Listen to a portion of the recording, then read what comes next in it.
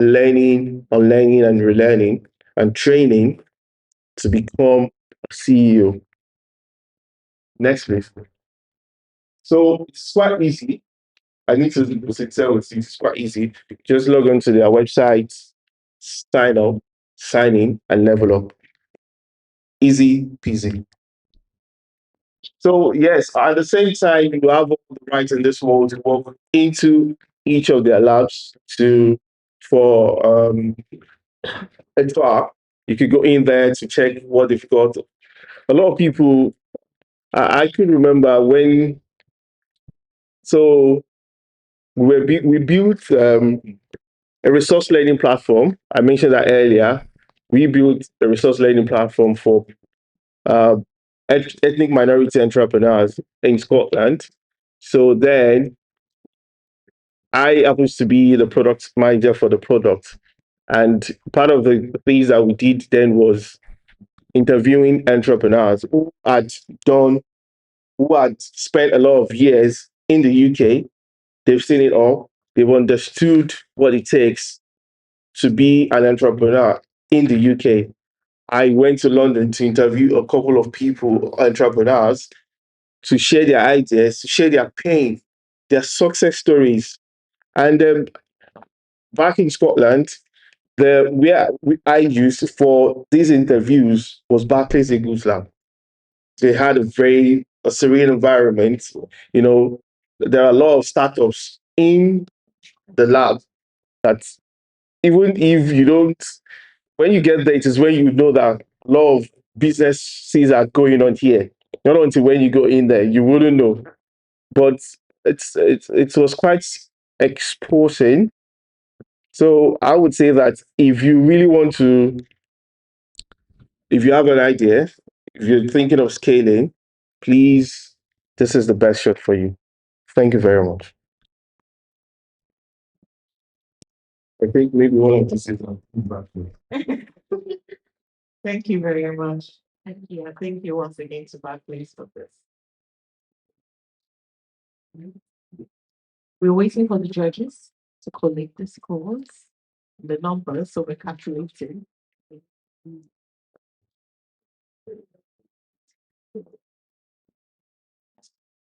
Just give us a moment.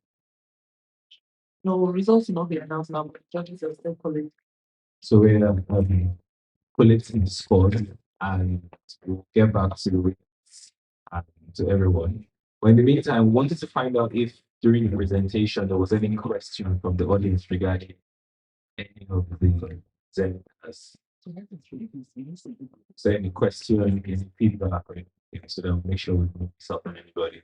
Oh, brilliant to have someone here. Hello everyone. My question goes to the relate with the idea of just sorting out meds for So I want to know how easy it's going to be for support workers who are med trained.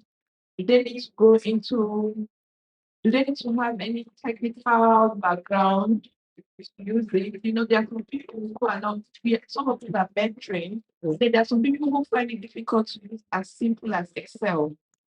So I want to know if support workers have, if your startup is something that support workers can easily pick up training in without having issues. Thank you. Okay, thank you for your question. So this solution is easy peasy. You don't need to do the maths. The solution does the maths. Just input the numbers. So the Excel sheet was written with Python. I actually used some codes in there. So it does the mathematics based on what your service or your setting demands or needs. Some settings, they want a 28-day cycle. So within 28 days, they want another stock up. And I think for the NHS and most pharmacy, it's a 14 days cycle. So within the next 14 days, your service should be able to request medication. For support workers, you don't need to do anything, honestly. All you just have to do is input the numbers. It does the mathematics itself. Let me just take an example. Yeah.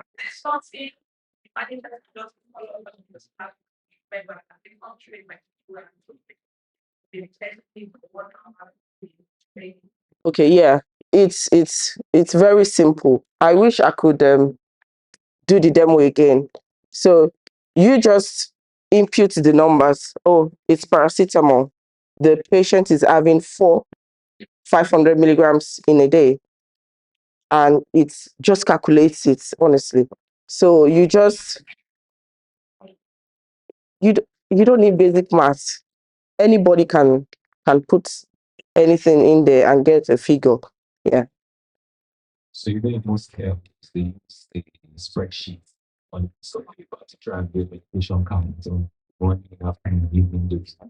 With this system, it's all in the computer. So you put a certain amount of medication, let's say 60 tablets. They take it to the care home, which is first. So they're expecting it to expire on the 30th of uh, end of the month. So but anytime you take out of stock, it reduces one. And there's a prompter or a trigger towards the end that will tell you about to run out, or running out to stop. So that our system is trying to connect this remove that manual part of it, Yeah. connect it to the pharmacy, which will be linked to the GP and also to the social workers. So there's like a three-way system that helps the care the pharmacy before the care home keeps calling them. We're about to run out so that there is a continuous flow of medication stock. It saves the workers in the organization running around need to chase medication and about to run out of chasing sleeps. Because already this system is already a system between G and pharmacy, care homes and people. So by the time you do that three-way system, it creates a better system for medication. So, Thank you for your explanation. so Yes, there's a question over here as well. Thank you. Thank you. that's for the first yeah, yeah, Charles. Yeah. Just there's a question for you. Yeah, so with your product, I just wanted to know what the protection for the clients and the traders are in terms of security to avoid scams. Because what if I don't sell anything and I just sign up to your app that I'm a trader and then I just keep getting money from people without selling them the product? What's the protection for the clients? Yeah, thank you so much. That's a very good question. And on the product, one of the things, the measure we've put in place, we've considered, is to integrate it with it work with the institutions like education, Ministry of Education and schools. So what it does is that a once a somebody register, a user register as a trader registered on it, and he confirmed that he has a number of child to on a number of child then. So what it does is that what we do is that before you make a trade, before you make a trade, we will confirm if the trade is within the working is within school hours. If the trade is within school hours, we will also try to get a confirmation from the school that that the student, that is the child of the trader, has been marked present in the school. But that doesn't really answer your question directly. Why I brought this one out was that I didn't mention that. So on the aspect of mitigating against scammers is that when you remember we talked about working with other partners like the NGOs, the school is one, and another structures. Those are the people that will ensure that this person is registered. But on the aspect of let me answer your question directly. That not being scammed is that yes, we know that that is a very serious issues when it comes to this kind of model. But the way our approach will be, especially for Nigeria, will be just to start with a section of it.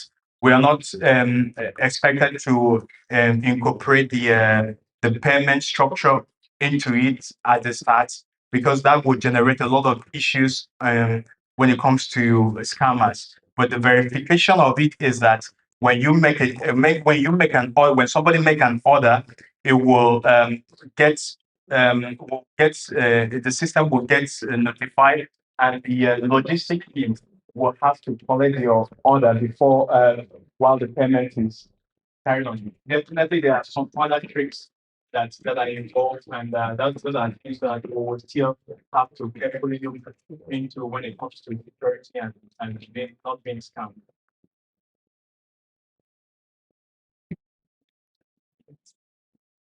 Thank you very much for responding.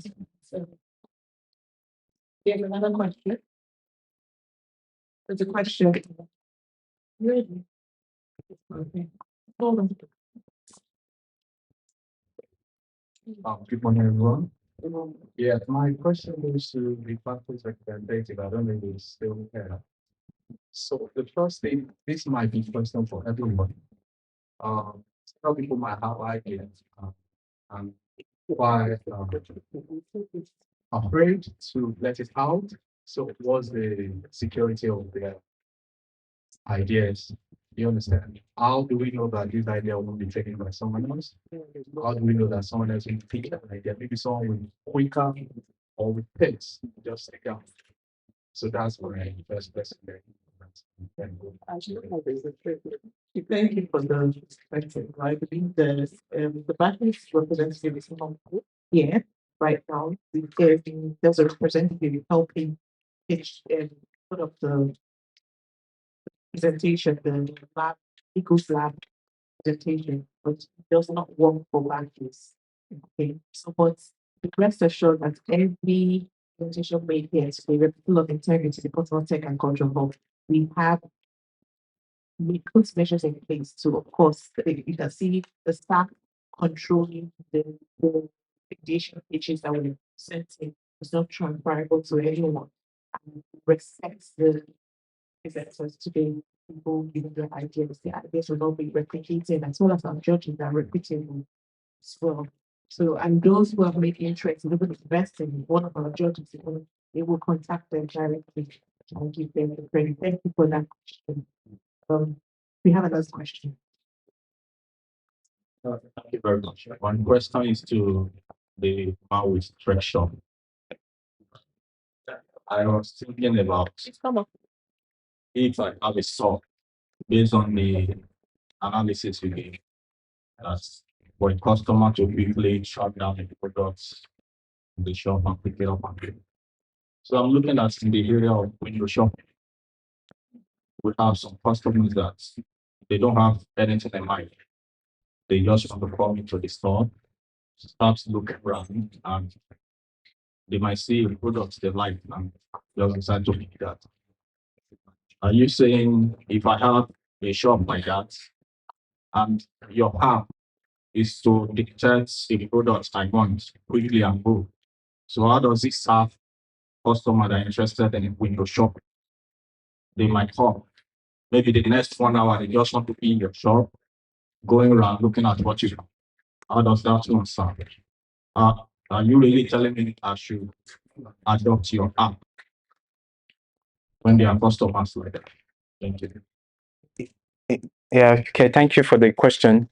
On this aspect of the app, we've not, well, that's an aspect we've not looked at, because what we are trying to do is create a matching system that match between who wants and with the product itself. The window shopping is something that we might like to exploit and see how it will feature. I know there are categories of people like that does that, but currently we've not considered that. Thank you very much for the questions. You can take this. There was a judge I wanted to address. Um, I actually can't say right now. The person that asked the question around ideas. The truth is, ideas will be ideas. Anybody can think of an idea and try and run it. And I'm speaking with respect to the fact that I've tried to replicate ideas and I've failed woefully a lot of times. The most important itself is strategy. And even for the person that comes up with that idea, who tries to run it, it can still fail. So don't be afraid to share your ideas. Be open to sharing the ideas because it actually helps you even get better. If you think you can be still doing it, let them try. Thank you very much for that contribution. And that it brings us to an end of the ideation pitch. And as we know that you're eagerly waiting. Okay, you have a question. Oh, wow. We thought we are done with the question, but we're out of time. Please. Thank you very much. My question is for I think you can say represented. So I'm sure you're aware that different the company applying for global talent here. And I think you one the question that the tech groups is very important. This your idea is also relevant to others when it comes to something relevant to development. So at the moment, since the whole idea was basically developed from the ground up and funded by myself, I'm doing it from the area of strength, right? Most of my experience has been in the IT background, so naturally I'll lean towards that area a bit more. But I'm aware of the other parts of technician as well. I've been talking to some other experts, other recipients like in past and these things to see how we can expand on this to also encompass them. And even other countries like Canada, I know that Canada has a similar this thing, but I think theirs is called Global Talent Stream. So my point, my this is in the next 2 to 3 years, it's good to expand to obviously cover the arts and culture and even the research and even probably expand for other countries as well. I want it to be something that when you think about global talents or global talent stream anywhere in the world, this is going to be the point of contact. But yes, I'm aware of what you said. Thank you very much. Thank you. The final question, please. Thank you very much. I have a question for the best professional. Okay, please. Yeah, quite a very good idea. But the question I wanted to ask you is with regard to the GPS system and like using for the people. Yeah. So as a client, if I come home and say, find the nearest back next to me, I'm sure there's some API call like you for the Yeah. people. Do you use Google? And if your answer is yes, how do you actually pay for the API and what are the sustainability looks like? I'm still considering different APIs that do that. Yes, I'm still considering different APIs which can be used now, and some of them. Sorry, this is the man. Let me see. I'm still considering different APIs at the moment, and most of them are based on like subscriptions, whereby I'm the one that will incur the payment, bulk of the payments, not the vets or any person. Is the person that runs the app and not that will incur the payments. So I'm still looking out for the best options, and based on payment and subscription, most of them charged like the way it works. You have to pay a lot, so yeah. So it's from my end building the app that will pick the best option, then payments. That will be from my earnings, what I gain from the transactions that people make. Then I'll pay that from my end, not the end users incurring that. Some strategic calculation in terms of your MVP, how many users will call the API? What I've not really gone into like the figures. I'm planning to start small, like using that, as I say, using Portsmouth as an example. Then see in 5 months time I have a product that I can test. Then have like a range of idea, because now it's just like a figure that I can't really make up. Like you said, it's based on users, and the more people use the traffic on it, and the payments you incur. So starting small, see, because then I'm looking to partnering with people, like I said, for the payments, looking to Limfi and some other partners have to come, because it's a lot. It's going to cost a lot. So, and I don't want the end users to feel that impact that much. At the same time, you need money for these services. So see how it goes. Thank you very much. Remember, this is the AGHL pitch, so you take it as a feedback, all the things. So thank you very much. Let's give you a round of applause. Okay, so with that, it brings us to the end of this session. and you would await the judge's response at a later time once the information and the numbers are collected properly. And be able to announce it. So I know there's tension, everybody's waiting, but please be more patient around this. Uh, so thank you. We'll take a little tea break at this time, and then we'll be back in the next 15 to 20 minutes. Thank you.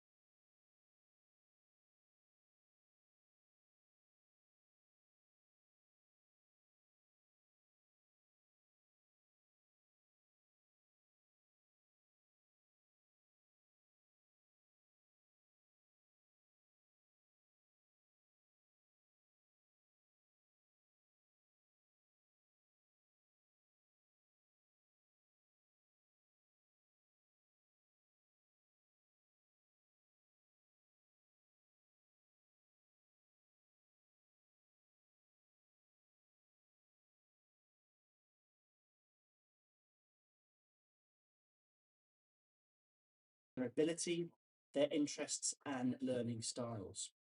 Now, our government has already formed a skills partnership with firms like Barclays, Amazon, BT and Google. And together, we are committed to train 7.5 million people in AI, a fifth of the country's workers.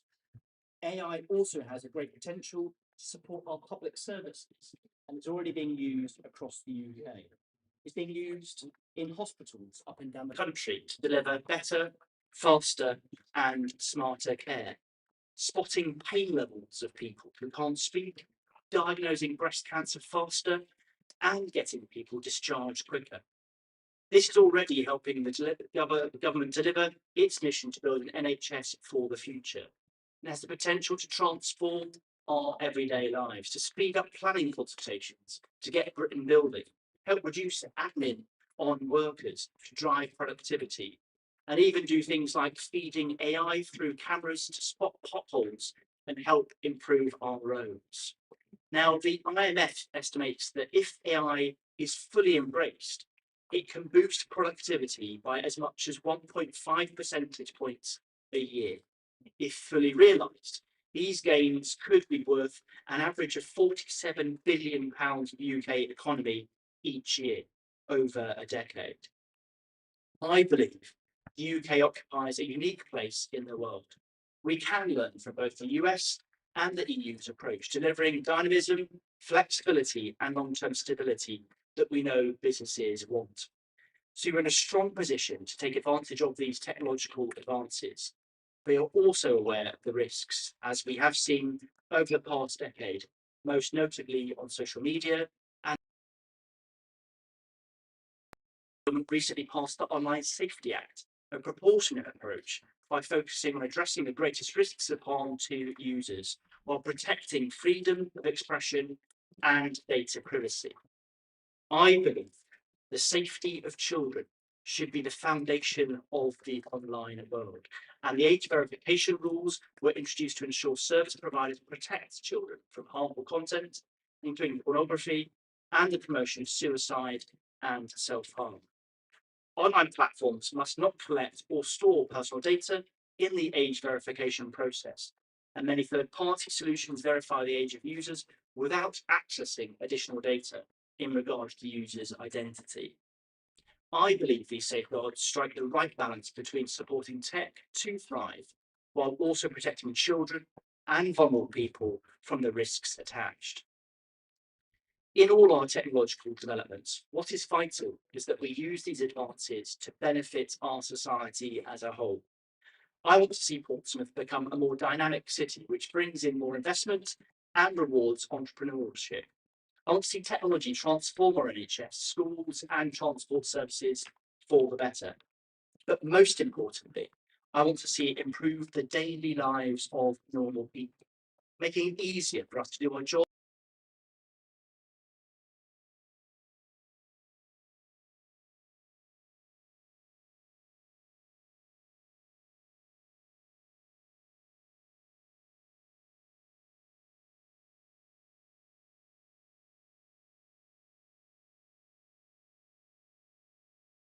I look forward to working with you all to make that happen.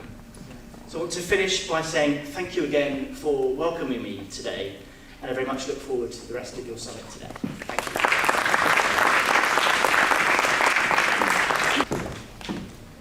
Right, thank you Stephen Morgan for that insightful and inspiring keynote into innovation that technology offers and what's already in existence. It is great to know. I hope some mind inspired, even if we have doubts. All right, guys, are you ready? Are you ready? You're not speaking to me. Are you ready? Yes. So are you ready for what exactly? Are you ready for what exactly? Are you ready to be technized, AIized, computerized, dataized? I mean, Buffett, you know, you want to be Buffett this afternoon? It's just to say that we're going into our first panel session. This is where the gurus, the bright, the intellectual minds of technology come together on this stage. So we have our panelists, which I will be introducing. Yes. Oh, amazing. Thank you for the update. So let's meet our speakers.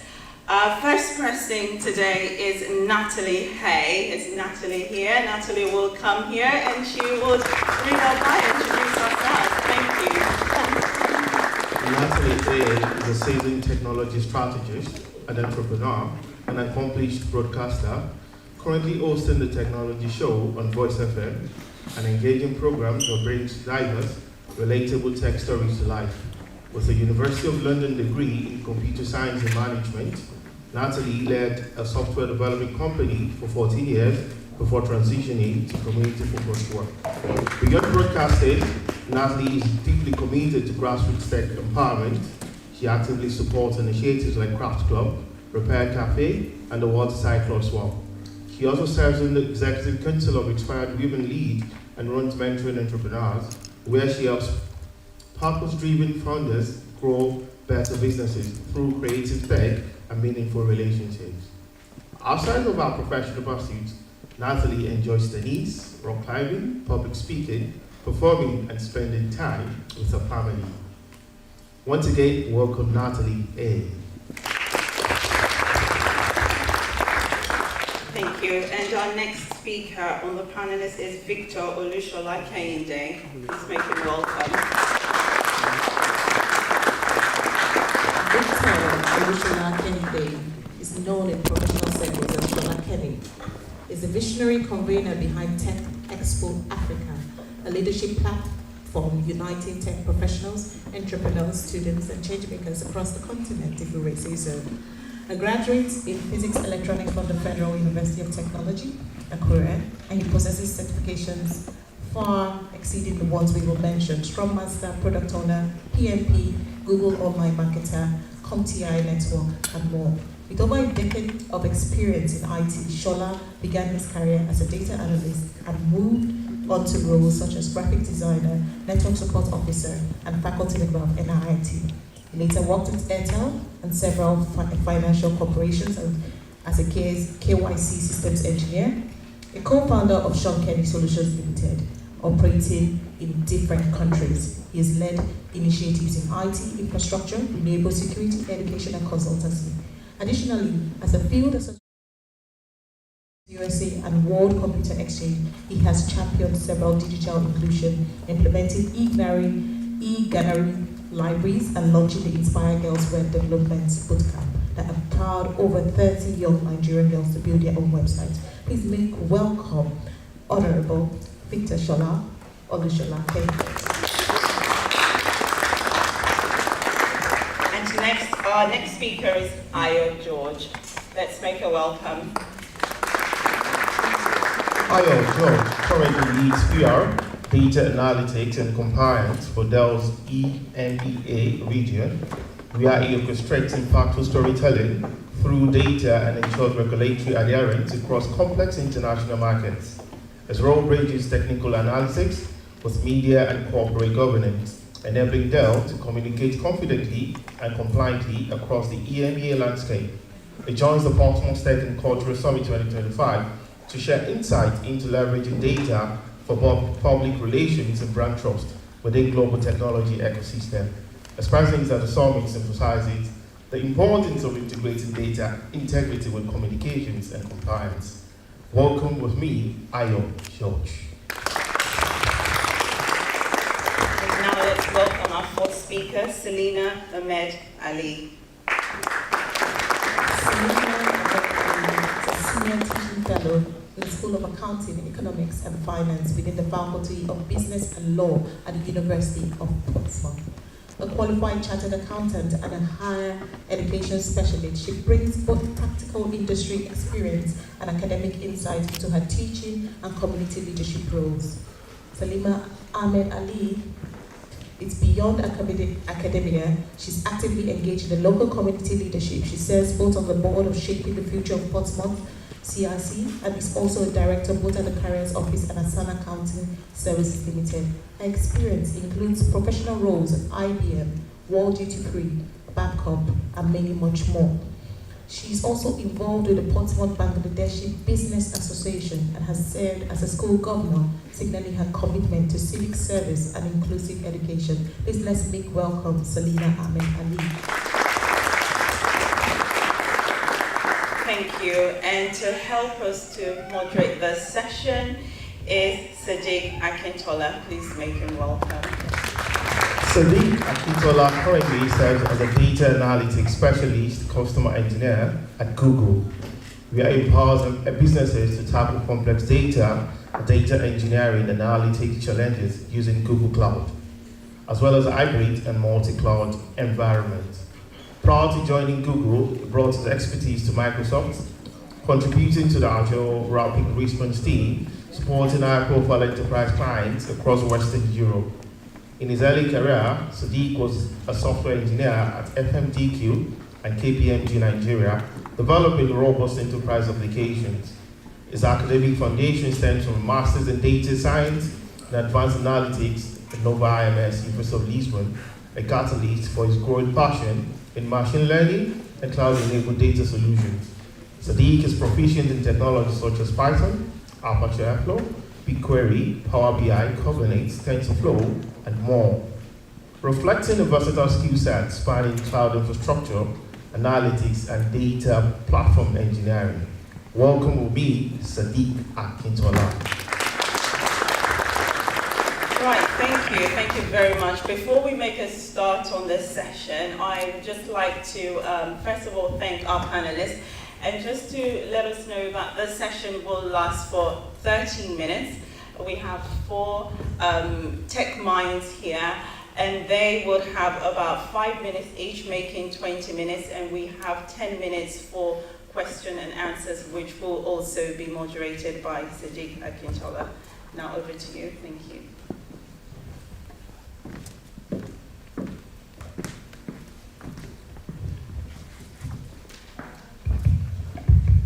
Okay, can you hear me? Yes. All right. Good afternoon, everyone, and thanks for having me. Thanks for the introduction. I have such a rich bag. Thank you, the panelists, and it's amazing to have all of you here. All of you are leaders within your field, and one way or the other, you interact with technology. We understand that today, in this day and age, whether you like it or not, whether you know it or not, you are interacting with technology one way or the other. Whether you are technology savvy, you consider yourself savvy in the technology world, or you are just an ordinary user. One way or the other, we interact with technology. I'll just first want to have like a basic introduction. What's your, in a day-to-day basis, and the mic will go around, what's your interaction with technology, and how do you say you live your life and technology has been impacting it from every day? I think ladies first, isn't it? If you want me to go first, no worries. All right, thank you very much, Sadiq, for the question. And once again, good afternoon to everyone. It's a pleasure to be here. Well, I've got over 15 years of experience in the IT space, so I can actually relate to the question a lot. A bit more of my background. I started as a network enterprise engineer, configuring Cisco routers, MikroTik devices, gears, and all sorts of things like that at a massive level. I mean, I was dealing with the governor of state in terms of deployment of IT infrastructure, IT telephony, and all that. And one of the things I started looking at, I think that was in 2019, was thinking about the future of work and how to plug into things. And I can remember 2020, one of the things that actually dealt with me was, I could say that I was part of the first group of people that caught the coronavirus, because I was actively involved in physical projects. And then I started thinking about, there has to be a way that I can shift my career or transit my career into sitting out of the comfort of my home, and I can work, connect to anywhere in the world, travel to any country and work. And then going back to the question of what you were talking about, like I said, my background has always been the IT space, and I could literally see the evolution of how IT has moved. in terms of looking at blockchain technology now, looking at the way artificial intelligence is really making a lot of life easy, increasing productivity of humans and all of that. Sometimes, I think in the last 6 months that I've been really using artificial intelligence, I keep telling myself that, how come we've not had this for so many years? Because I work as an IT business relationship manager, I work across different stakeholders, across continents, and my base level is working as a business analyst, technical business analyst. And sometimes, if I need to gather illicit requirement and all of that, I don't have to rack my brain a lot now. All I just need to do is look at some of these AI tools and just put in the prompt, make sure that I put in the right prompt, and I can. So it has massively increased my productivity. I would say 10x, starting from that configuring, plugging stuff, and now just typing prompt, and I get all my answers. Thank you. All right, Natalie, I know you host a very wonderful show on radio. I have tried to get on your show once, but looks like the calendar is booked until 2050 or thereabouts. So what I'm saying is it's hard to get a date. That means it's amazing and people are really learning from it. Thank you for a lot of the things that you do for the community. I guess my question is, you've been on radio and you know how technology works outside of your day-to-day, but everyday life, how do you encounter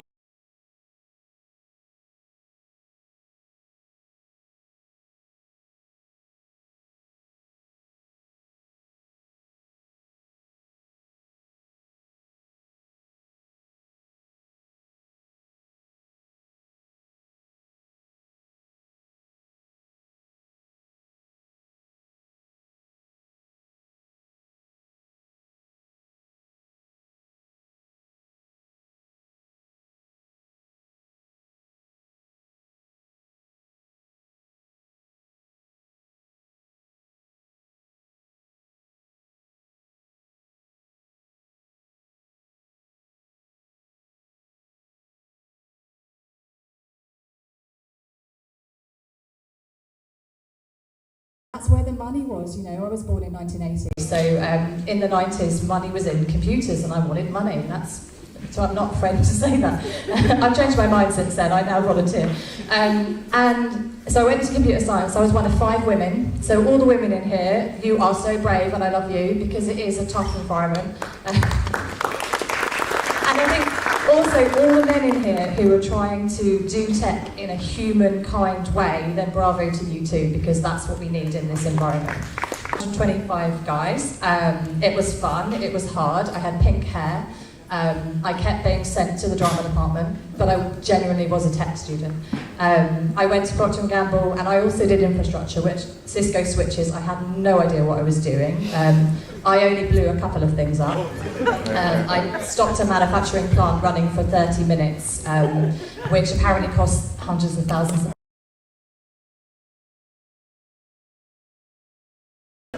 yeah, sorry, it's not about failures, it's about success. So I left tech 5-6 years ago because I became unwell with Graves' disease, which is a thyroid disease. And then I decided that I kind of missed it. I missed solving problems and thinking outside the box. So I came back to do a radio show a year ago, and I have met some fantastic people.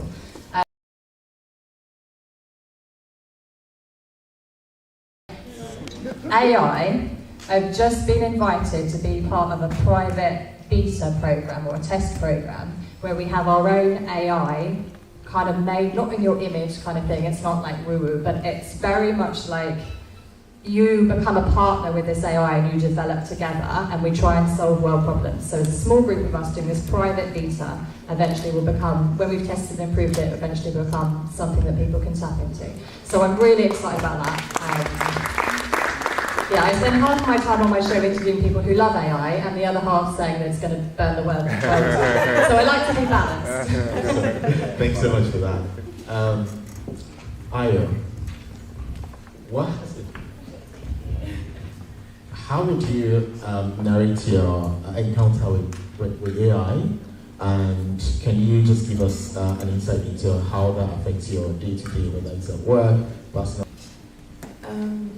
I think if my eldest daughter was here, she'll tell you that hardly does a day go by and we're not using AI for one thing or the other.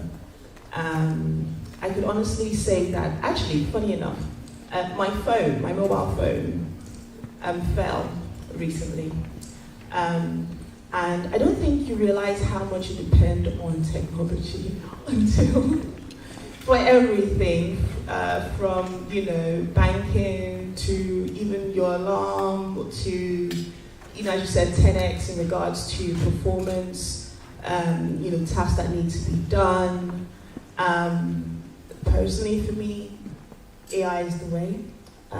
Tech it's impossible. Even booking an Uber, if you want to be efficient, if you want to do things that you need to do, trying to check where parking is available, close to where you're going, you have to use technology.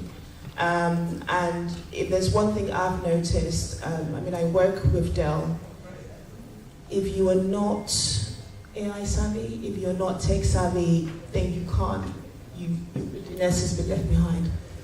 Excuse me, you'll be left behind. So I think while yes, we do need to have certain standards in place in order to ensure that bad players do not take advantage. I think we also need to embrace the fact that AI or tech is here to stay, and it's moving at a scale that is unbelievable. So that's my thought on that. Thank you. So I've got the next question for you, Selena. You've been prepped, hopefully.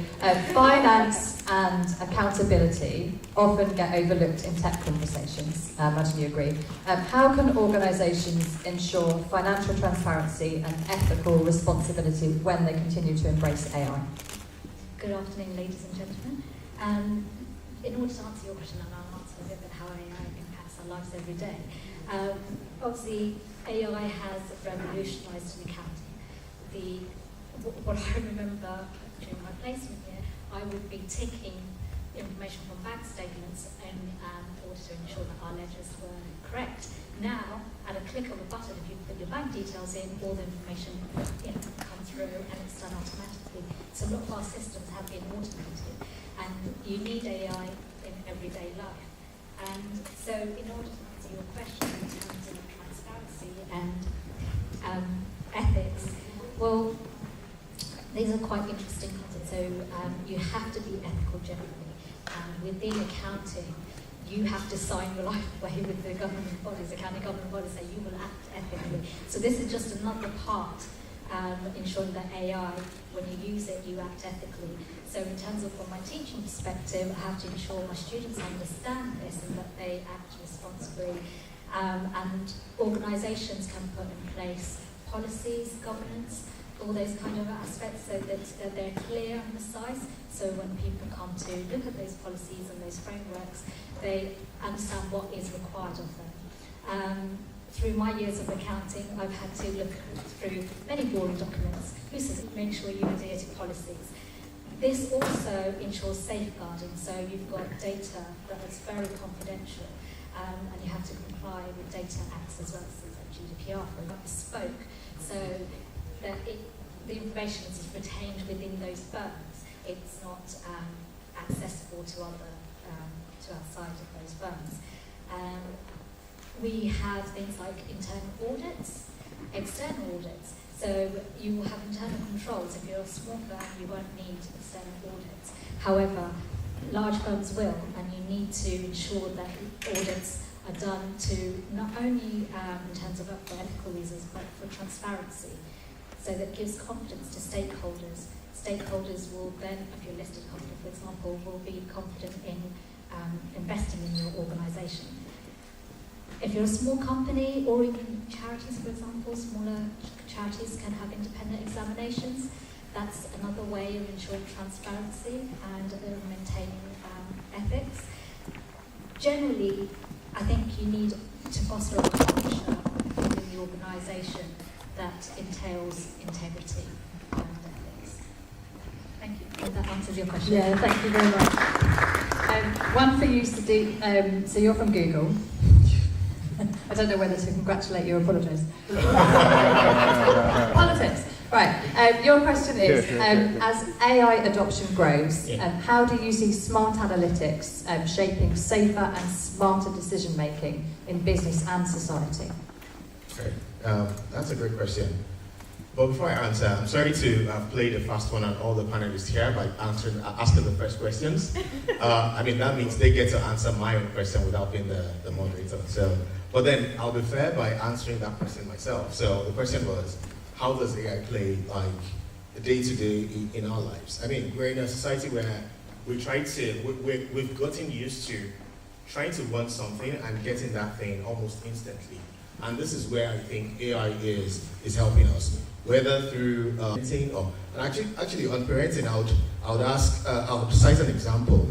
I know during the holiday, not this one, but the previous one, when it was a little bit longer, there are some times that you need to kind of get those kids to do certain things, but outside of exactly what is in the footprint of books. So you probably want a custom, for example, I'm Nigerian, I've lived in Portugal, I want some bit of a mix of what are those things that these kids could learn from both Nigerian and Portugal culture by just giving them an essay. And I don't think I have the books to do that. So one thing I can do is, one thing I used to do is, so I bought a printer specifically for this purpose. And then I just talked to my favorite LLMs to give me like 4 passages sometimes when I want to keep the kids busy for as long as possible. I get them to generate essays, like maybe 6 passages, 2 passages, depending on the mood of the day. And then you have like 5 questions. The same LLM generates the answers for me, so that it's easier for me to just say, okay, you got this question, you got this one, right? And you know, it makes life a lot easier, and that's the fun part. Parenting is hard, but sometimes you need some tools to kind of make things a lot easier for you. And that is just one out of many examples. Even on the maths question, there are sometimes I talk to my favorite LLMs just to make sure that when a little one of maybe 3 years, 4 years, 5 years is doing addition and subtraction, you're able to see the first number in a green color, and kids love colors in a green color. But I mean, I take a lot of heat from my printer because it's the one that kind of prints the colors. But the idea is you're able to tailor their own experiences for them to make sure that learning is fun. Now that's from parenting side of things. There are also different aspects of life where I kind of apply AI to kind of help me to do things. Now I'm not saying generative AI or LLMs is AI, but it's one of the most popular AIs that we're familiar with. So to answer your question, question again? As AI adoption grows, how do you see smart analytics shaping safer, smarter decision making in business and society? All right, thank you. So I work in smart analytics, and it goes through the length and breadth of the journey of data. And if that is a little bit vague, it means from the point where data comes in, you collect the data, you kind of transform the data to make sure that data is well seated in maybe your data storage, and then you activate the data, whether through reporting and dashboards. See, all through this journey, it is really important that you get the right data. And this is where it's really important for organizations to know how to collect the data, the right data to be collected, so that they're able to activate their businesses. I have done some demos to some users where I was building a model, and I just used some maybe 4 or 5 columns in a table to build that model. The model was needs a bit of feature engineering by accessing data from other data sources. Now I grew my columns by maybe 12 or 13, and I ran the same model, and I was getting an accuracy of 98%. To answer your question, it is really important that whether you're a business, whether you are a large business or a small business, it is really important that you're able to get the right data, transform the data in the right format. Now, the idea is the more data that you have and the more correct data that you have, the more it impacts your business. You can imagine I was working with some of car manufacturers, and one thing I did was just before the session, I had an opportunity to have a download of some of the things on their website, like manuals into a reporting solution. And with just a bit of analytics, you're able to tell exactly what problems are there in some cars and things like that. Now, when they got this, they were really amazed. And this is to tell them that these are some of the things that your competitors are doing.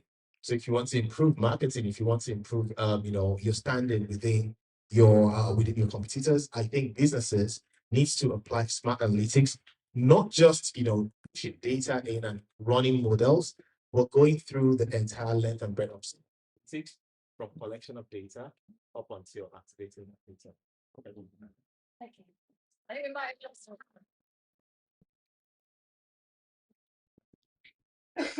Well, I might have to shout. Can everyone hear me? Yes. While we wait for the technical problem, we will do a little song and a dance. So we're talking about safe and inclusive AI. So Victor, I've got my next question for you, but I'm going to warm the crowd first. So who in here sews? Okay, one person, two people brave enough to say that. So years ago, people used to hand sew everything, right? Do it all by hand, and it would be slow and it would be mindful, right? And the clothes would be created beautifully, one at a time. Then sewing machines came along, and they made the process easier, quicker, and then batch processing came along, and you manufactured clothes so fast, right? Now, the result of that was fast fashion. That industry is the second most polluting industry in the world. Everyone agree? Yeah. Now, for me, AI is a bit like those sewing machines. So AI is coming to make us all quicker. That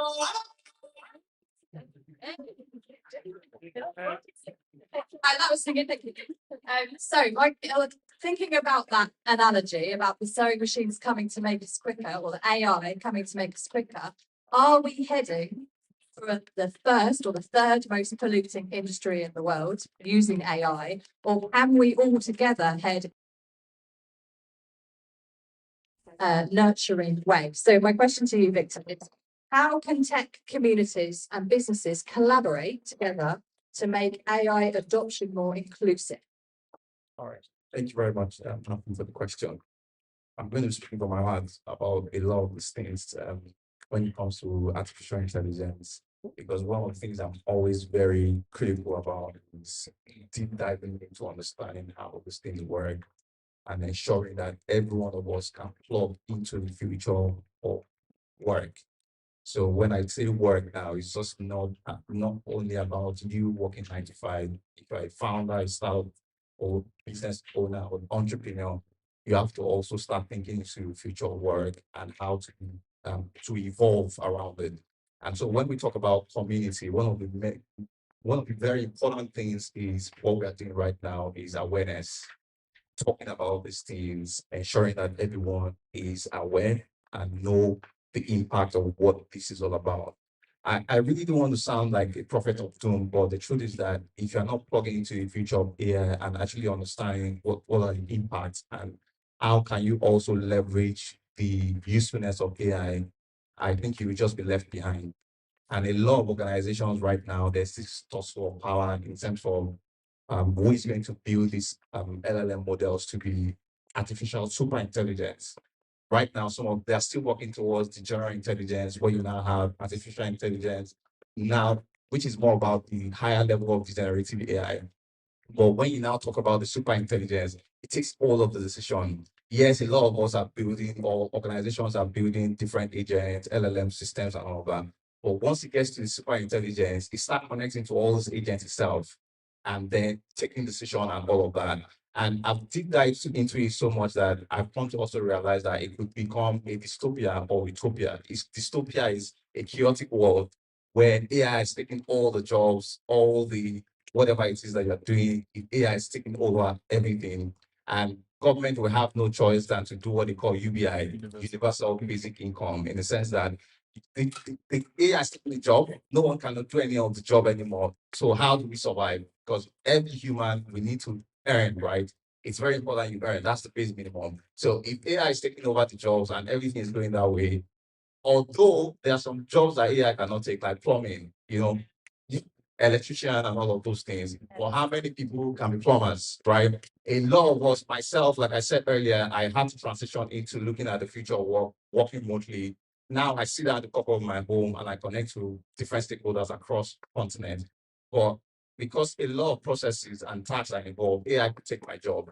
And one of the things I'm doing, I'm also ensuring that in regards to community, working with communities, professionals, people that are also not professionals, but in terms of their awareness, is trying to understand how can I come into it and be relevant in the world of AI. And one of those career opportunities are ethicists, because there's a lot of conversation about building AI, building different LLMs, but you also have to look at the ethical side of it. If you build a super intelligence AI system that takes over all the job, they are actually going to be taking decisions themselves, right? So we also have to look at how can they think of the ethical side of it, that we don't want to kill humans. I'm sure some of you might have watched movies like Eagle Eye, like AI. There are some guys that wanted to turn it down, they wanted to shut it down, and it was actually killing them. So we need to get to a stage where you have to start thinking about how can we ensure that ethically the AI system understand that yes, I should not kill humans, and also government needs to also come into play here in terms of regulation. And one of the things I always say in terms of conversation around professional is that government can naturally not really regulate this thing if it becomes a super intelligent, because it doesn't require humans to actually take any task anymore. So, like I said, I don't want to sound like the prophet of Zoom, but in terms of the communities and how we are all talking about this thing and ensuring that, because I'm sure that there are quite a lot of here, we work with government, there are a lot of conversation. There is this FOMO in terms of organization, adoption. The previous company I worked for is an insurance company, health insurance company. There was an upgrade from Microsoft 365, and the default activation, they activated Copilot as a default across all organizations. I remember then my IT manager shut it down that yes, we don't need the AI. The reason is because it's actually going to be sneaking into the data of the organization. And I can tell you for a fact that it actually does that. The organization I work now, they allowed the adoption of AI. We use Copilot. And like I said, I work also as a business analyst. Sometimes when developers ask me a question that I need to go to the stakeholders, I will just type it in our Copilot to find me a document. I was shocked the first time Copilot gave me a document within our organization that we never had access to. They actually gave me the data, and I was wondering, how did he get this data? So that's why I could not relate to the health sector where they said shut it down, because it will have access to medical records, or imagine having access to medical record of the MP and all sorts of things like that. So going back to the questions, to just make sure that I'm a man of many words, to just make sure that we understand what I'm trying to communicate is that in terms of the community, we need to keep talking about it to make sure that we are aware, understand that how can I make sure I plug into it, AI ethics, security governance, the framework, the AI framework. Sadiq was talking about models earlier. You have to look at the frameworks, understand that when we are talking about this artificial intelligence, it's not only left out to the IT professionals. You as an individual living on Earth need to make sure that you understand artificial intelligence and how you can plug into it by being part of communities. Thank you very much. So I'm getting the nod that we're out of time, but before we leave the stage, I'm going to give each panelist one sentence to give a message to this audience going forward, considering safety, inclusivity, and humanity within AI. What do you want all of us to do now? Put your hand up when you're ready to answer the question. One sentence. And what I say to my students is use AI, embrace AI, but use it responsibly and ethically.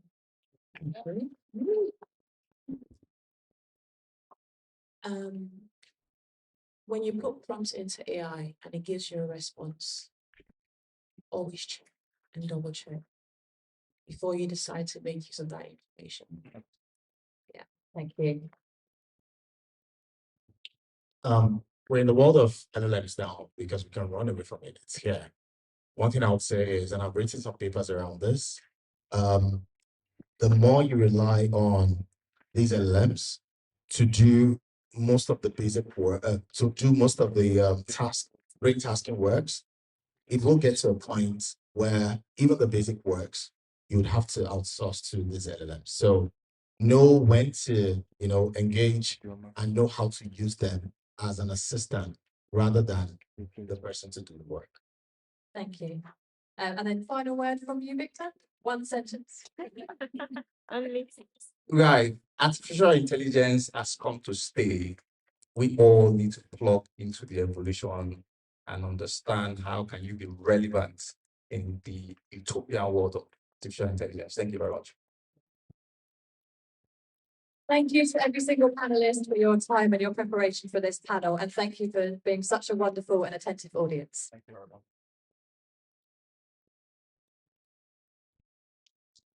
Let's put our hands together for our panelists. Right, sorry, we need to take a picture and then we'll start the sing song and dancing.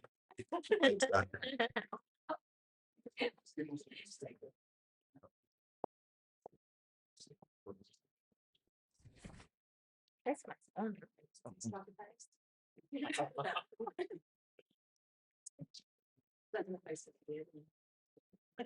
Don't go too close.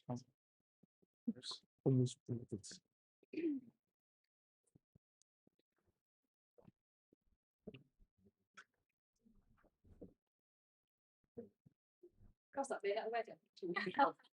you very much, guys. Let's put our hands together for them once again. Now, I can say certainly that you all have been AI-fied. I believe so. I know some of you guys have been LLM-ized. And now, one of the things I took from all that has been said so far is for so many of us that are not very tech-savvy, there is still hope for us. I can become a plumber. AI is not going to take plumbing job. AI is not going to take electrical job. I could just imagine the AI fixing your now. So if you want to become a plumber like me, yes, we can form an alliance. So right, you'll be pleased to know that we are going to be having a break now. It's our main break for the event. It's a 20 minutes break.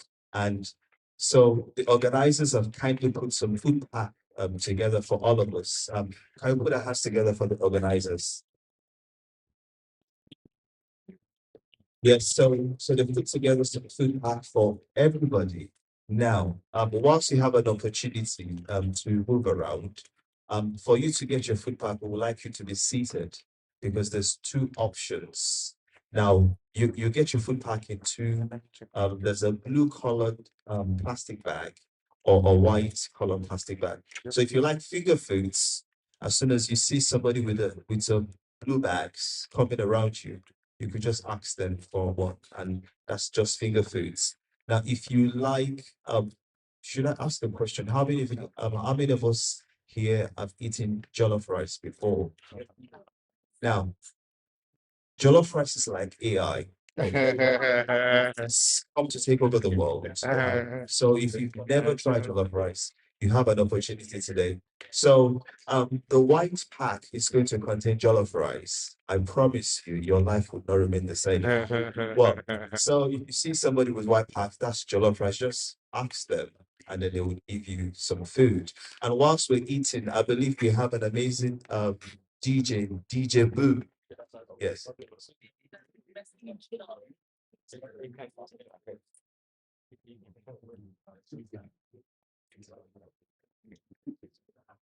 Right. So I have to, the organizers have given me an instruction. We are going to be going straight into our second panel session. And it makes what's it called? Just thinking about food, it makes it even much more. I'm trying to choose my word very carefully before somebody decides, no, I want food now. No, not today.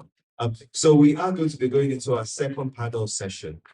It's going to be 30 minutes. I will believe that after that, you would have the break and it would be worthwhile. It's going to be a worthwhile wait.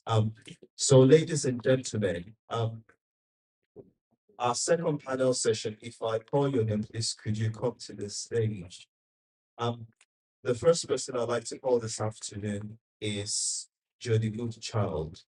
Are you here, Jody? Jody Goodchild. Jody Goodchild out there.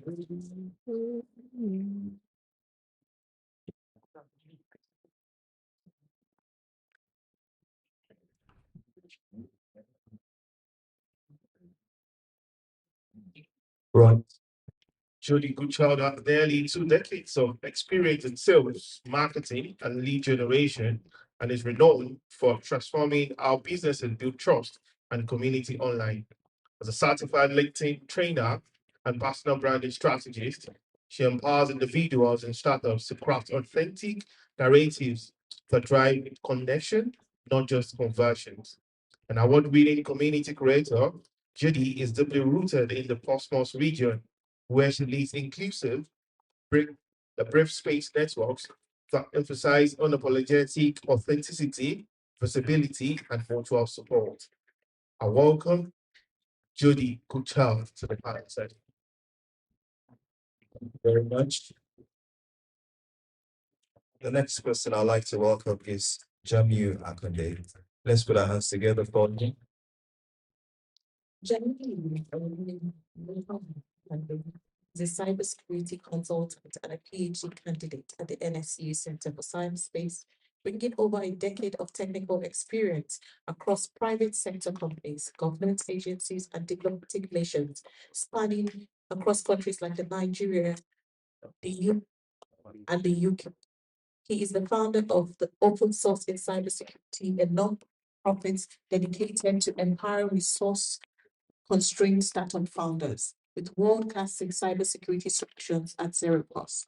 The program deploys open source security tools combining the hands-on guidance from volunteer experts to help startups avoid breaches, secure investor confidence, and build resilience.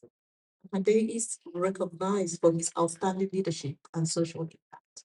He was named one of the top 50 voices in African Tech 2025 and received the Cybersecurity Impact Leader of the Year award from Crest Africa. His commitment to digital safety and inclusion underscores his belief that cybersecurity should not be privileged service, but a right accessible to all innovators. Please make welcome Jamiu Olamilekan. Thank you very much. The next person is Adepeju Deborah Bello.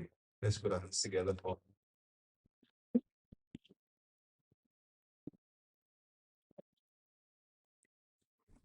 Let's keep clapping.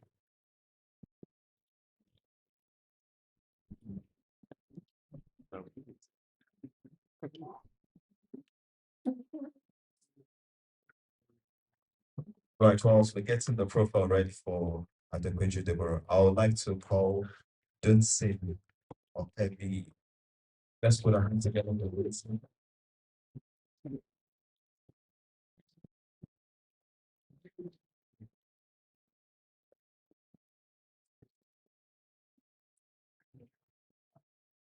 And the last but not the least person, and who is also going to be chairing the discussion, is Joshua Aaron.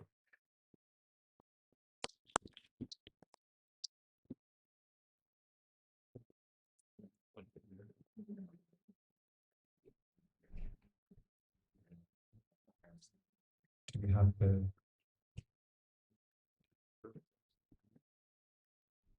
Okay, I think we're going to do things the other way around this time. So we'll read the profile later. Okay, so I'll hand over to you. Well, so this is going to be a 30 minutes session, okay, including question and answer. Now, so if you hear me break into a song, that means the session is over. So it's a nice way of saying, well, all right, the song is going to be, should I stay or should I go? Thank you very much. Hi, everyone. It's Joshua Head. I've come from Manchester. So, good to see everyone here in Portsmouth.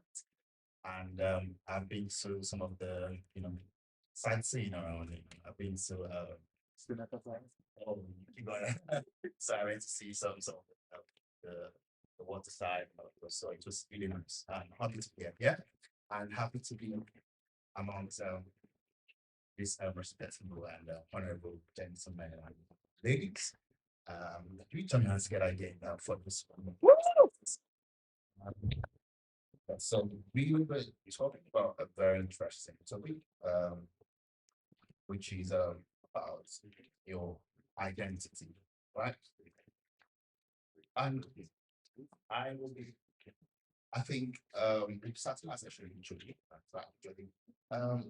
you build a vibrant living community, where authenticity, trust, are everything, and we might be a big factors, but we have, the fake people, things happening now. Everybody's worrying about that identity.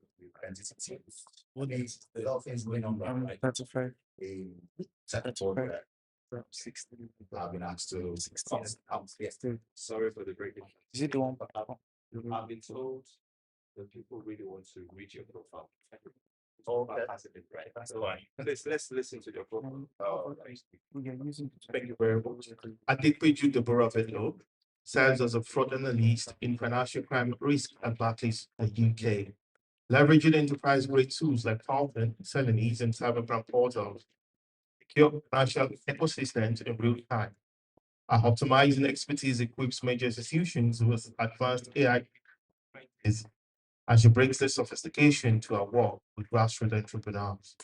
Currently pursuing a PhD at the Montfort University, Adequaju's research adopting AI for fraud detection and prevention in micro businesses within the financial services value chain in Nigeria. It aims to democratize financial trust by adapting machine learning, behavioral analytics, and anomaly detection for mobile first resource constrained micro businesses. She is a member of professional institutions including NCFP, ASACA, and ISC2, embodying both research, rigor, and practical impact. Welcome to me at Deepeju Deborah Bello.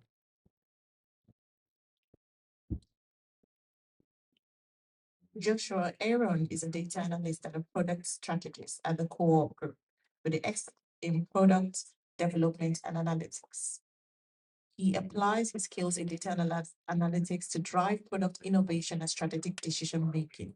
His work involves harnessing customer insights and analytics to improve product offerings and performance across the core dynamic ecosystem. In addition to his primary role, he contributes to Track Finance, furthering his strengths and profile as a versatile strategist in analytics and product development. Please welcome Joshua. Thank you very much. C. Okwebi is a seasoned data governance professional, active across multiple sectors and closely affiliated with Data How. He is recognized for his insights and contributions in data and AI governance, and frequently shares his expertise as a thought leader, most notably being produced as a speaker contributing to conversations on digital safety and governance. His cross-border presence, including work-based in Scotland, and both locally grounded and internationally informed. All specific organization roles remain less publicly detailed. Welcome with me to see Okwebi, a seasoned data governance.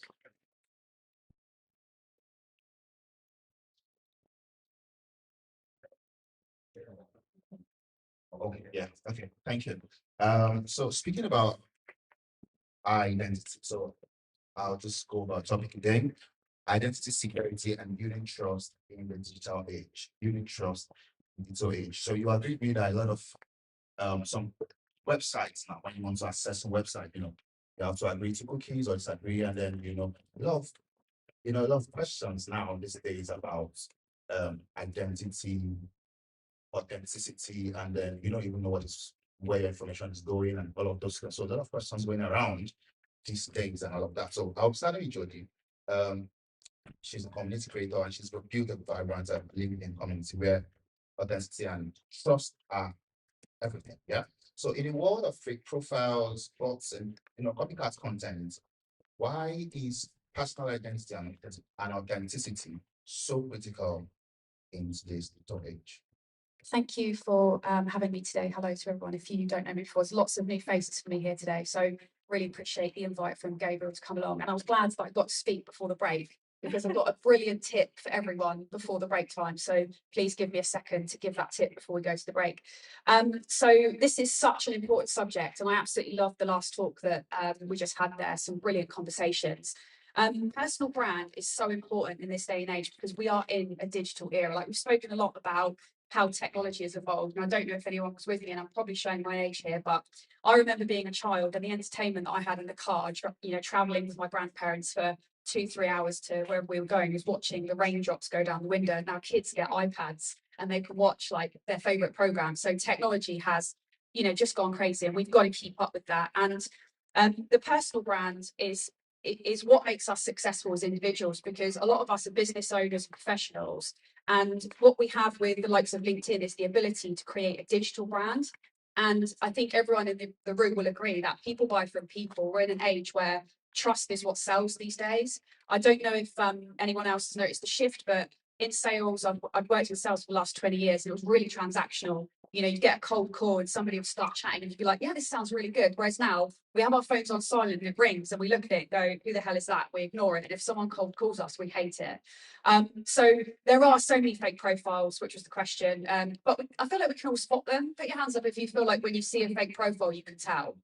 Yeah, I know I can. And you can kind of almost, you get the connection requests and it's, says something really cringy and you look at it and go, that's not human. And what we have with the ability of LinkedIn is something that allows us to show our personality as part of our personal brand, because most of us, or in fact all of us, we have very successful businesses, and the business is successful because of the person behind the brand. So having your brand as visible as possible is super important. And if you can post on LinkedIn and show a bit of your personality when you're posting, that then shows that your brand is authentic and it's you. If you look at people like Stephen Bartlett, you know the name of the person before you know the businesses. And we know that Stephen's got tons of businesses that he's involved in, but it would be easier to name Stephen Bartlett if you saw him rather than one of the logos of his businesses. So that's why personal brand is really important. I think I've answered the question of, it's just, you can spot the fake profiles on LinkedIn. And if you post regularly, say 3 times a week on LinkedIn, mix in a bit of educational content with a bit of who you are, it shows people that you're authentic. And you've also got the ability to verify your LinkedIn profile now as well with your identity, which is great. LinkedIn regularly go through their platform and actually delete fake profiles. So they've got really good AI now that can spot fake profiles and bots. And they just go through calls constantly and delete the fake profiles to keep people there. I do think there's a part of that where you have to be in person as well. So like events like this today, if people see me online, the same version they get when they look at me on LinkedIn, and my videos, my content, it's the same version of me that you get at events like this. I'm exactly the same. So hopefully that answered the question. Yeah, thank you very much. Round of applause for I'll just ask a follow-up question that's really critical. What advice will you give to small businesses and professionals, who here in Portsmouth especially, who want to stand out online and without losing trust, what would you advise? Yeah, it's a really good question. So to put some stats behind this, this number might shock some people. There's 240,000 people on LinkedIn in Portsmouth alone, and that's the greater Portsmouth area. That's not just the island. That's also kind of covers Havant, Fareham, and those areas as well. The biggest bit of advice I would give you is stop putting off LinkedIn. A lot of us go on there and we get a bit overwhelmed because we see people like Stephen Bartlett post and we think, absolutely no one's going to care what I've got to say if they've got Stephen, but people do care. We want to, all of us in this room today care because we're all here. So people do care about your voice. Don't put it off, get on there. The reason I started what I did is because when I started my business, I knew that visibility created opportunity. But like many of us, I didn't have the budget behind me to go and spend, 3, 4, maybe £5,000 on marketing. But what I did have was 15 minutes a day to maybe put something on LinkedIn about my business and what I was up to. And that's how I've grown my business. This year alone, I think I've probably made about £50,000. Only marketing that I use is LinkedIn. I just post what I'm up to. So I'll post about being here today. I'll post when I've done a good job for a client. But that also stops inauthentic people as well, because I'm demonstrating real people are working with me. So it makes marketing my business a lot easier because they do the shouting for me because it's working. So don't delay getting on LinkedIn. Get yourself on there. And can I just give the tip now before? So has everyone got the LinkedIn app? I've not got my phone with me, annoyingly. I've left it up there. But if you've got the LinkedIn app, just open the LinkedIn app on your phone. When you open your LinkedIn app, at the top of your LinkedIn app, you'll have a search bar. If you just press in that search bar on the right hand side, can you see 4 squares? Yeah. If you press that, you get a digital QR code come up. Now, in the break, what I want you to do is go around this whole room and, a bit like Pokemon, if everyone knows it, catch them all. So go connect with new people, because these people will be added to your community. And all of us in this room today have got an invested interest in digital, digital world and AI. So let's all connect with each other and keep in touch. And that's how we create opportunity. Visibility creates opportunity. So use that little tip, go around to the person next to you, hand over your QR code, and connect on LinkedIn and stay in touch. But yeah, my biggest tip for today is 3 posts a week on LinkedIn, educating, use it to educate. What do you do? Why are you good at what you do? And why should people work with you? Yeah, thank you very much. A round of applause for Twitter. That's a powerful reminder that digital trust begins with being real, and I think authenticity, depends on security and safety, and people need to be aware that they need to feel that safety, safety to be online, and that leads me to Jamil. I would like to ask Jamil, thank you. So many small businesses see cybersecurity as too expensive or too technical, but open source is changing that now. And how can communities like Portsmouth use open source to strengthen? What we do is to provide zero-cost cybersecurity for early stage startup that have any kind of cybersecurity concern. So let's say you're building, you're building an e-commerce platform for IT, so you are not profitable yet, you've not raised a lot of investment funds, and you have a cybersecurity concern, you can come to us. We'll be able to help you. It could be just, asking a question about, oh, I'm having this kind of cybersecurity concern. What do you think I should do? We'll be able to give you, that support. It could be technical stuff as well, like maybe you want to implement something you're concerned about, bots creating your website, you need for web application power, you want to scan your code, whatever it is that you want to do, depending on your specific situation, we are able to give that support. Pretty much, we are just looking out for early stage startup, because personally, I strongly believe that early stage startup founders are the builders of our world, talking from Amazon, starting from just a single room to Microsoft, to Google, to Facebook. All of these guys that want trillions of dollars right now, they started so very little. And the world is really changing now. It's not the same as we used to have 20 years ago. The Czech actors have become so determined to disrupt, to make use of the infrastructure. You might have just 2,000 that you're managing with your cloud resources, right? They could get in there and start using part of those resources. That's very powerful, because you are bootstrapping to build an amazing innovative startup, and a third actor is using the resources that you should be using on your product. So we'll be able to help if you have any kind of cybersecurity challenge. And when I say we'll be able to help, I mean myself and my volunteers. We also accept volunteers. So when you go to our website, founders can apply. We also take volunteers as well, because I can't do it alone. So we make use of a lot of volunteers, people in cyber and other space as well, that supports this goal and help, to give all of the support to founders. However, we don't give this support to companies that are making a lot of profits already, or they've raised a lot of funds, because this is just a community service as far as we're concerned, right? So if you're already making a lot of money, we don't give such support. However, if you just want to talk to us in terms of, I'm not sure which service provider I should go for, then give us a list. We'll review service provider that are going to us and say, okay, based on what these guys put on their website and the people there, I think these people are much better. Or we cannot, spend our time on companies that have placed, millions of dollars in investment for, or companies that are already making a lot of money like yours. No, yeah. Yeah, thank you. Yeah, thank you very much, Jamie. And as a follow-up, I'd like to ask, what role does collaboration play in making cybersecurity lessons intimidating? I mean, what role does collaboration play in making cybersecurity less intimidating for individuals? Yeah, I think it's just about the community, and that's why I really appreciate this program, the setup and all of that. I think it's about the community. Bringing things like this together, people connecting and sharing ideas and all of that. I think apart from physical security as in police and military, I think cybersecurity is the other field that shares or that depends so strongly on collaboration. So you have to share knowledge, intelligence, and all of these. I think from the practical cybersecurity space, that's what we do all the time. We share information, and I mean, most of us here might know when we had incidents with Mark and Spencer.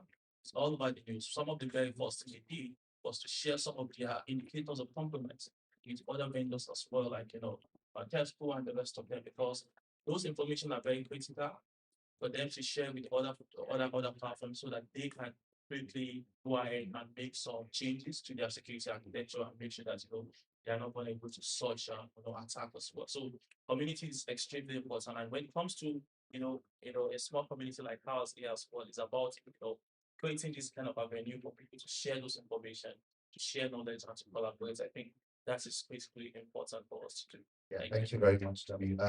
You agree with me that Jamie has highlighted that collaboration is power, and you see what criminals are collaborating. So they are collaborating with AI, And I will not mention to education because your research shows how AI is reshaping fraud.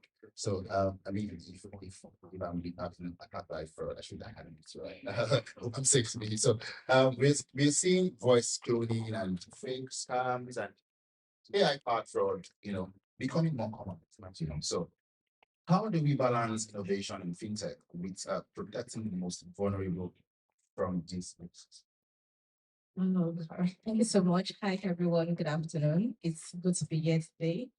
And thank you for that question because it's such a critical question in the financial world today. I mean, how fraudsters are getting smarter with AI.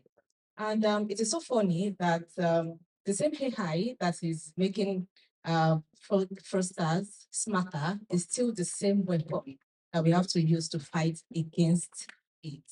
And as such, I would want to say that the place of research and development cannot be overemphasized on this regard.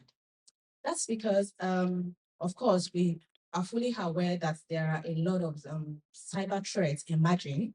And as such, we have to be aware of this because it is what you know that you can tackle, right? So you have to be aware of emerging threats, and then we can train AI models to also be aware such that they are able to fight against this type of threats that we have. So recently, I work as a cyber fraud R&D analyst. And so what we basically do is to, sit down to analyze emerging threats and then go back to these AI models to let them know about it, such that if any of such, for instance, taking the fintech into consideration, now we are talking about customers, vulnerable customers, talking about transactions, talking about how that transactions can be flagged when it detects any anomaly. And this is what AI is doing for us. AI has the power to, study patterns and behaviors. And if there is any discrepancy, it notices any change, even if it is slight, it flags transaction. And that transaction is not, going to go through. So, and as such, I'm going to encourage, fintech companies to adopt that use of AI fraud detection solutions. That is what we can, adopt today to help and more importantly, to protect customers. Because at the end of the day, our end goal is our customers, and we can't afford them to be a victim of be it fraud and even scams and all of that. So once they are aware And once they are aware of what to do, how they can protect themselves, and how ourselves as a fintech companies can protect them by adopting the use of AI solutions to, detect patterns, unusual patterns, anomalies, such that any transaction that is, suspicious would not go through until, investigation has taken place and we can confirm from customers that, okay, I'm actually the one who has consummated this transaction and it is, fit to go. Thank you very much, Adepeju. As a follow-up question, very quickly, I just want to ask, what practical everyday steps can communities and adults to prevent cyber fraud? What practical steps? Yeah. Well, what I would say regarding that is not far-fetched at all. It's just awareness. We have to know, we have to let people know how they can be responsible for themselves, how they can be aware of, tactics that fraudsters use these days. So awareness is key, and statistics has shown that I think 80% of this cyber fraud is as a result of human error. And as such, it's all dependent on each and every one of us here to know the tactics, how we can safeguard ourselves, how we can protect ourselves, just read up, go online, belong to organizations that matter, read up online. There are a lot of emerging threats that are out there for people to know so that they can, empower themselves and be aware. So read up, make yourself aware, belong to organizations that are in this, sector and are able to, make us all aware. All right. Thank you very much, Adepeju. It's clear that threats are evolving, and we see behind every AI innovation or failure lies the question of governance, right? Which leads me to our next speaker, Joseph. So you worked in on AI and governance, right? So we often celebrate AI innovation, but we also don't always hear about governance, right? So I feel like governance is very important these days on AI, so regulations, decisions, and all of that. So, why is governance the foundation for trustworthy AI?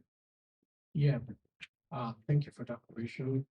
Data, we all know that data is the raw material AI lives on. We can divorce AI from the data that it learns from. So, data is always the foundation. If we miss it on the part of data, no matter what you build, the reason why the discussion is shifting from data governance or AI governance and more focus is being on the innovation is because at the beginning of every innovation, not only AI, this excitement, this frenzy make people get carried away. And you tend to neglect the foundation, what is very important. Let me use this example. From where I come from, or in the UK generally, especially in Scotland, we consume a lot of potatoes. People eat potatoes, you bring it, you do this. At the point I was like, it's potato all the only food we have in Scotland. So, potato is the raw material. Whatever I decide to do with the potato, the outcome of it would be a function of the quality of the potato I used. So if I decide to use a rotten potato, it will reflect on the outcome. And the implication of that is when you finish building your AI or the system, you can get to the markets. You want speed as an organization. You want to gain competitive advantage. When you get to the market, the risk you are running is when you lose trust with the customer, it's like a pack of cards. A system one day you crumble. You have to start from the beginning again. Yes, if you can ever regain the confidence of people, your customer, the so-called customer. So data is the foundation of trust for anything AI because of the importance is the raw material it feeds on. We can't neglect AI data at any point. It's what trains AI. It was so we must our design, our AI design at any point should have governance in mind. Yeah. Yeah, thank you very much. I'll have around last week. Thank you. Yeah, so because of our time, right, I would just be asking very quickly, and I'll start with you, please. We explored topics around personal identity, community resilience, AI-driven fraud, and the importance of governance, like you mentioned. To bring this together, how do we create a culture of digital trust that is both personal and systemic? Very quickly, just in one sentence. I'll just start with you. So, how do we create a culture of digital trust that is both personal and systemic? Okay, I'll be approaching it from governance aspect, especially the systemic you mentioned. If you listen to the speech of Peter, what's his name now? The Secretary, UK Secretary for Innovation and Technology, just I think on 4th of earlier this month, he was speaking about the focus of on AI, how they want to approach it. As much as the UK wants to achieve speed, they're looking at governance as well. They're looking at trust. How can we build safely? How can we bring, because AI has come to stay. It's going to shape the future. But the issue is not shaping the future. The issue is can we actually trust the future it will shape. So the government is looking at how to build safely, how you as a user, me as a user, the organization that are pushing this product forward, how we can actually be safe in building and using the AI products that we are building here. Yeah, thank you very much. You see, I think for me, back when I was in school, and we were being monitored on how like we were not allowed to use AI and all of those things. And you see, few years or few months later, discussions started to go on, and the staff starts to discuss on how to help students to incorporate AI into their work, and that made a lot of difference, around helping them to understand this just before they go into the society, into the community, into these companies and all of that. So I feel like exposing them to this AI helps them to understand how to use it safely, like you said, around government. And I feel it will help us build a safer community. So this goes to Jody quickly in one sentence also. So just a quick wrap up for that question. How do we create a culture of digital trust that is both personal and systemic? Everyone should answer that. So just one thing. Yeah, I would say in one word, it's authenticity. So every single person in this room is unique. There's no one else like us. So just be yourself online. Don't feel like you have to be somebody else because somebody else looks different. Just be you and be authentic, and don't get into the trap of, using AI to try and be like somebody you're not, because then when you meet people in person, they'll be like, hey, you're different than you are online. So just be authentic, be yourself, and that is enough, and that's good enough. Yeah, thank you very much. So how do we create a culture of digital trust that is both personal and systemic? Yeah, I think on the personal level, I think we should ask a lot of questions, particularly in this digital age, particularly when you are working maybe in an enterprise environment and you're starting to use AI. Ask questions like, what's the impact of these things I want to do? I see a lot of people putting all kind of information into AI. You need to ask questions. And I've seen environments where they even have internal AI. Some guys do not know, but they're still putting all the information into their personal ChatGPT account and all of that. So I think it starts with asking the right question about what is the impact. You can see at ChatGPT that what's the impact of me putting my, yeah, you can still ask ChatGPT, right? What's the impact of me putting all of this in here, right? So I think that's a very good way to start about asking questions. Thank you very much. So our last speaker, please, just one sentence.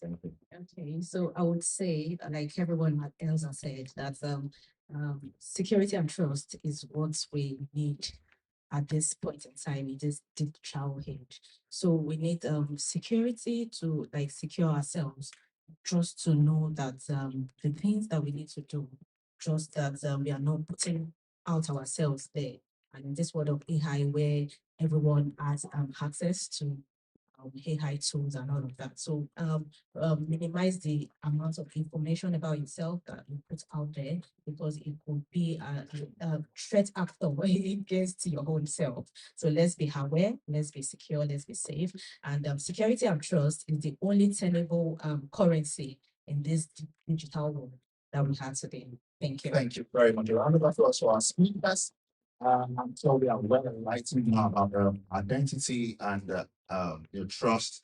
And I believe that I mean, from going on from here, we are all well informed about security and about how much information we are let out there into the that AI, your co-pilots, your ChatGPT, and all of that. So thank you very much once again, and to our wonderful viewers, and I believe you've listened and you've heard and you've learned one thing or the other. So jam your hands together for yourself. Excuse me,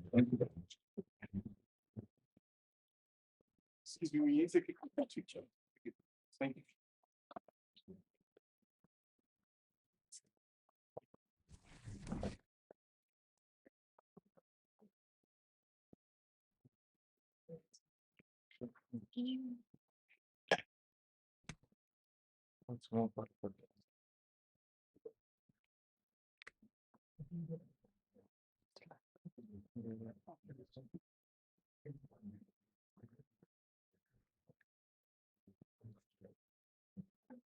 Thank you very much, everybody. Let's put our hands together once again for them. Now, nobody just talked about security, and somebody wants to pocket the microphone, and he was showing me. Well, right. So we are going to be going to the session you have been waiting for. DJ Boom, give me a sound. Yeah, so now there's one break now. DJ Boom, let's do that again. That was a little bit late. I want something rousing. What's up? DJ Boom, give me a sound. Well, okay, that'll do, that'll do. Okay. Thank you, DJ Boom. That'll do. We'll take that for today. So now we are going to the lunch break.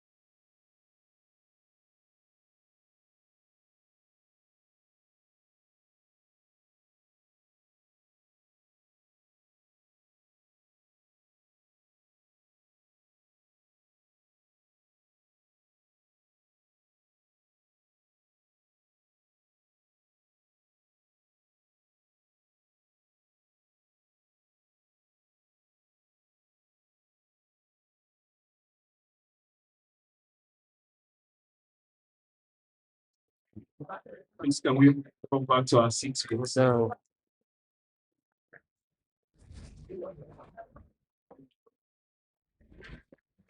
please, can we all come back to our seats, please? Listen this scrum. I wanted to bring it down. Oh, take it off. Yeah. Right, let's get started. Hello. Let's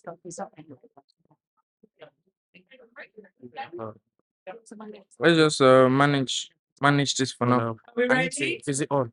Yeah. If you're ready, say yes, we're ready. Stand on alright. If you're not ready, hello, are we ready? Yeah, good. Let's go back.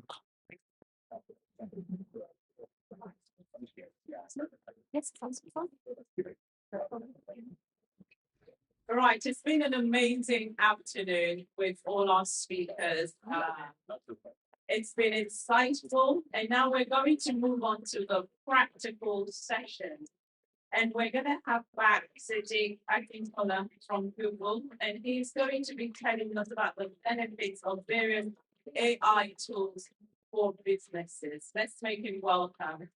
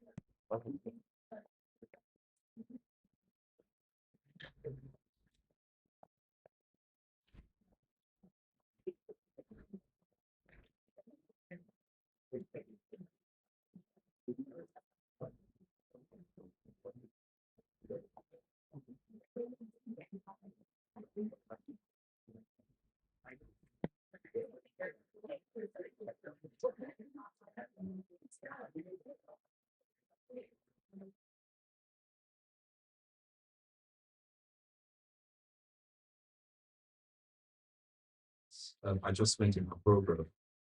Instead of the technical session that was just announced, we moved go straight into the next item. So just could you introduce that item for us? Let's put our hands together for our MC. I was very polite. Thank you, MC. Right, okay. So this next section is a bit of an unusual one. You know, when you go to a gathering like this, a tech gathering, you would expect to see everything that we've seen today. Maybe an AI. But what we have here, the organizers have added a little bit of a flair to this afternoon. So what we have is a tech-minded musician, okay? The tech people trying to just mark their territory everywhere. So now we are going to hear those technical notes. So let's give it up for KKC for her music presentation.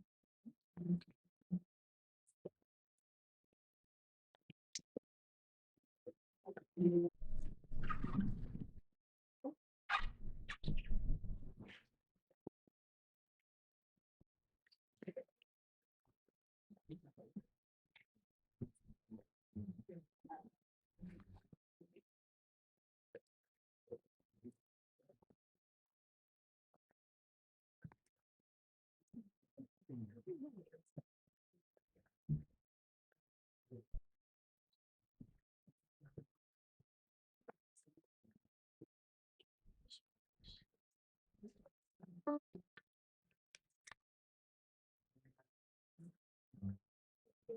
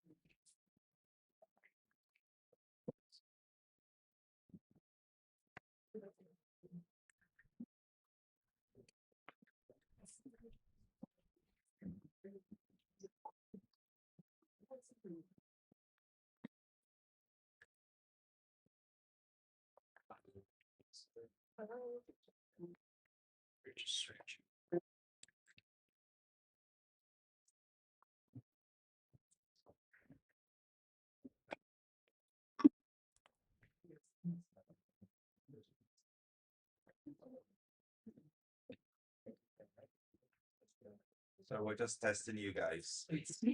It's a tech event, so what can go wrong in a tech event? It's just a test.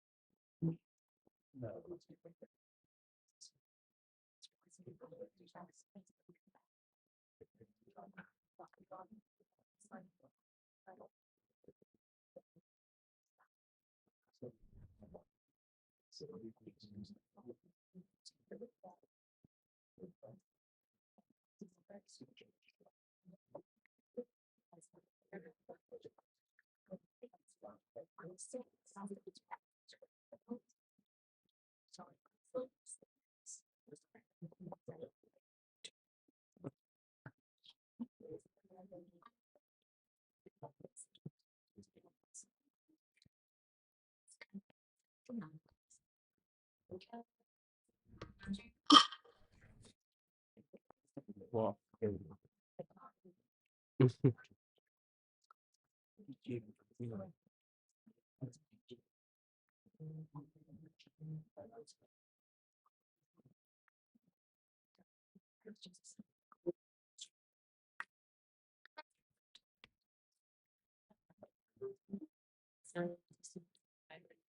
Hi everyone, good afternoon.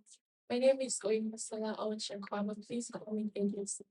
Apologies again for the sound difficulties.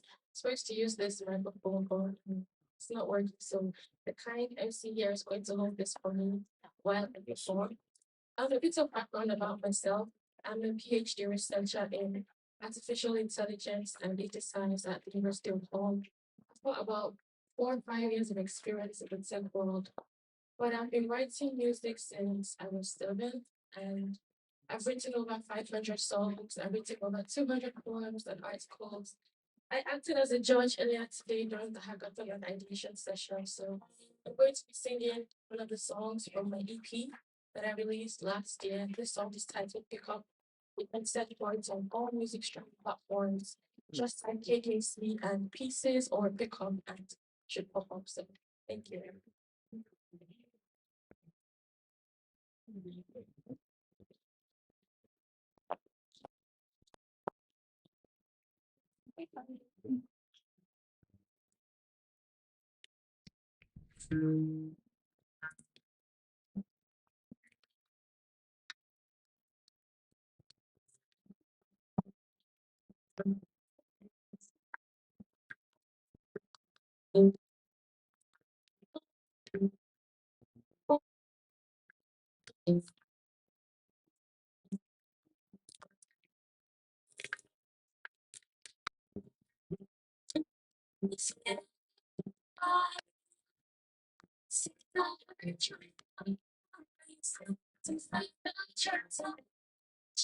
And I am yearning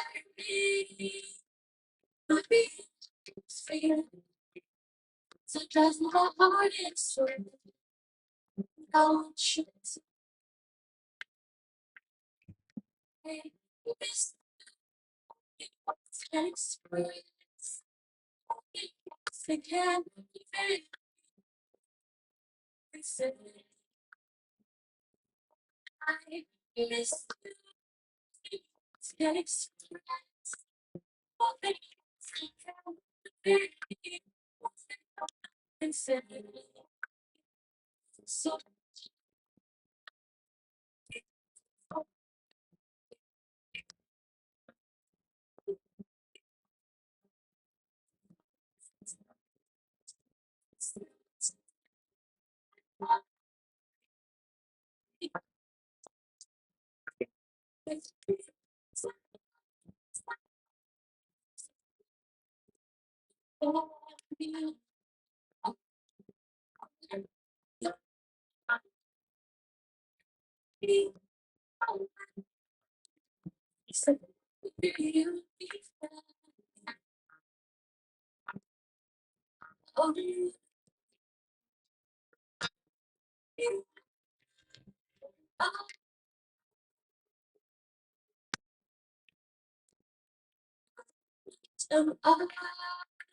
stop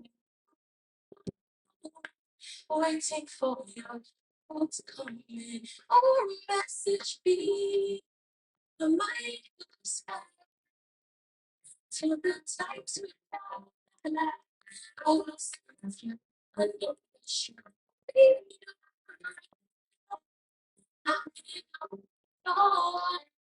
I got you.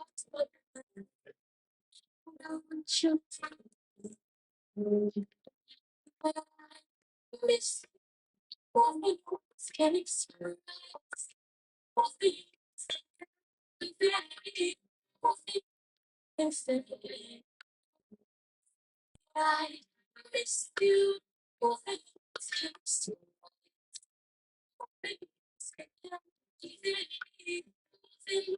instantly. So much love.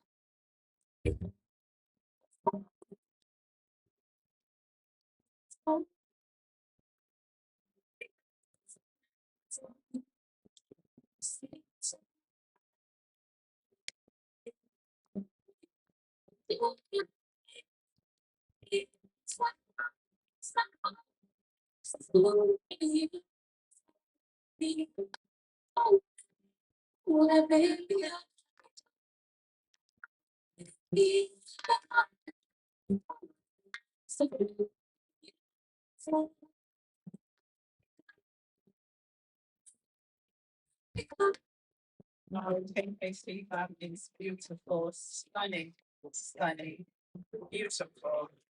You know, as I was just listening and I was just thinking, ah, maybe I should call my baby and see if she will pick up, pick up, because I missed him. Wow. I call my baby. Let's see, my love. Let's see. I did pick up.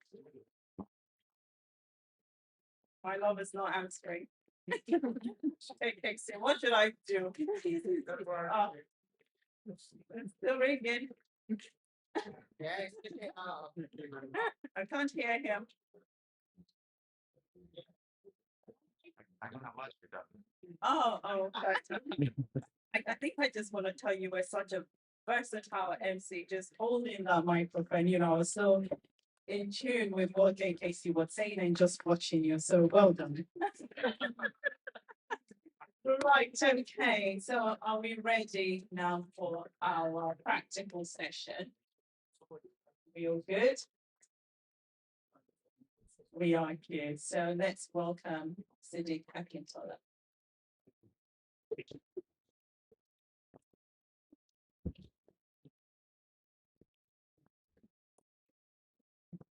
Thank you so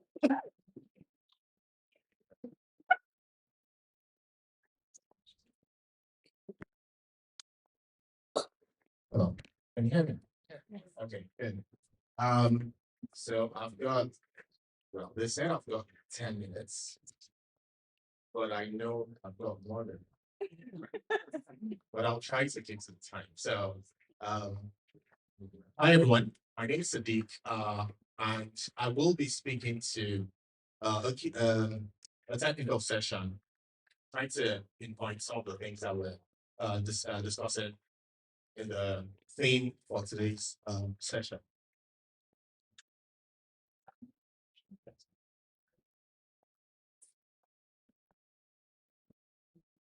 Next slide, please.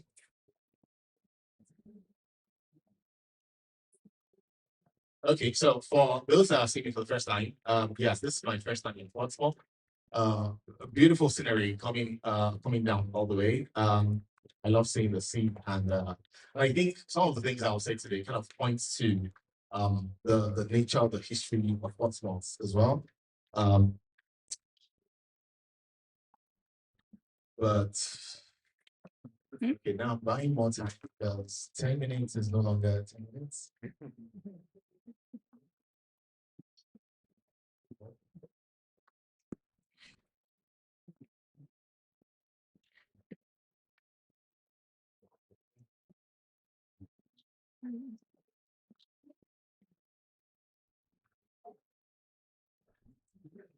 I mean, there. It's there.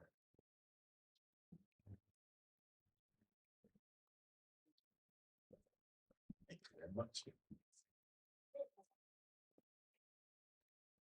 Okay, so my name is Sadiq. I currently work at Google as a data analytics specialist customer engineer, which we call Smart Analytics. I've been there for about 4 years now. Before then, I used to work at Microsoft, and also worked with other companies like KPMG, FMDQ in Nigeria. So my work has taken me from Nigeria to Portugal, and now in the UK. I currently work within the public sector within Google by saying our public sector customers around data and analytics solutions. I have a master's degree in data science and advanced analytics, and part of the reason why I'm here is my passion around helping businesses to leverage data and analytics and cloud to build their solutions. And that has come in form of mentoring and advisory to startups across Europe, UK, and Africa. I do that with a lot of leading startup accelerators. Next slide. Okay, so if there's any picture that you want to take today, I think this should be the one. Just kidding. But it's also good to note that anything I say today here is my personal opinion. It don't reflect those of my clients, past and present. Well, once you have them understanding. So next slide. So today I will be speaking on some key issues that, whether we like it or not, we're in the era of AI. We're in the era of technology, and we're living through the fastest period of technology change in human history. I think the MP said something the other time that, and I think if I remember correctly, he said we're going through a change within the last couple of years that we haven't seen in so within the last 2 decades that we haven't seen in the last 2 centuries. And that is 100% true, because what you think you have today, before you wake up tomorrow, a lot of things have changed. Every single day, AI is writing computer codes, creating arts, diagnosing diseases, and which is good. And it's reshaping the way we live our lives, the way we work, the way we connect with each other. I'm sure a lot of people, the day that my session was announced on LinkedIn, I had more than 200 connections on LinkedIn. So the way AI, the way those algorithms kind of feed into our phones, our laptops, is changing the way we interact every day. And that's a good thing, and we have to embrace it. Next slide, please. The quick question that I want to mention there was, are our communities ready to navigate this new frontier? And that takes me to Portsmouth. I mean, that's why I'm here today. And I'm really excited to be here. And before I came in, I learned a little bit about Portsmouth, like what's the city like? And I think, the city has always been a hub of innovation. From naval engineering, I mean, these are things that I read. So if I'm not correct, please blame it on the other LLMs, not the ones that I work with every day. Or engineering or maritime trade. Portsmouth have stood at the edge of global change for centuries. But today, Portsmouth once again finds itself at the edge, but this time, edge of digital transformation. And trust me, you're not alone in this. This is the same with virtually every other city across Europe, not only in the UK. So it's an amazing place to be in, because whether we like it or not, technology is here to stay. Next one, please. So I also did some new diggings, but then it put me into the right mindset of this session. We're moving from the old oceans that we're used to into the new digital sea. And this is trying to leverage what the new frontier is. The frontier is technology, and we have to find a way to make sure that we are taking our own part in this very frontier. And with this frontier, AI is leading every single part of it. And I'll give you maybe some bit of analogy. You build things here, you innovated, and you always looked at the horizon for opportunity. That spirit is timeless. I mean, human beings evolve. But today, the horizons are no longer analog, it's digital. The new oceans that you're used to, the old oceans that you're used to, the new ones are now made of data. The currents are the AI models. The trade routes are the fiber optic cables. And the opportunities are bigger than ever. But like any other voyage, successful navigation requires so many things. Part of them is the right map and also the right tools. The question is, do we have them? If we don't, what are we doing to make sure we use them?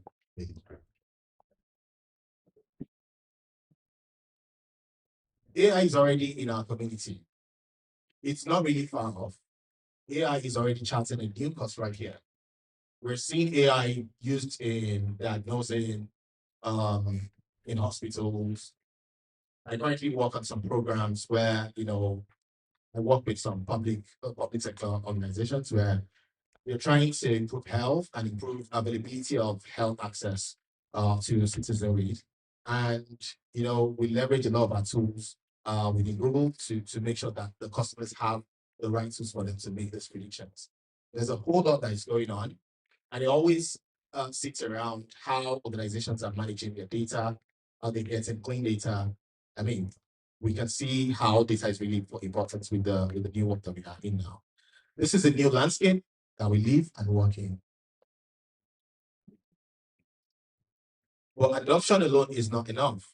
To truly succeed, we must navigate three critical frontiers. And I think that relates to the theme of this event today. Navigating digital frontiers, AI innovation, safety and trust, and communities. To truly succeed, we must navigate these three critical frontiers, because it's not enough to build all the most intelligent AIs in the world. You also need to interact with humans. You have to earn their trust, and you have to work in a safe environment.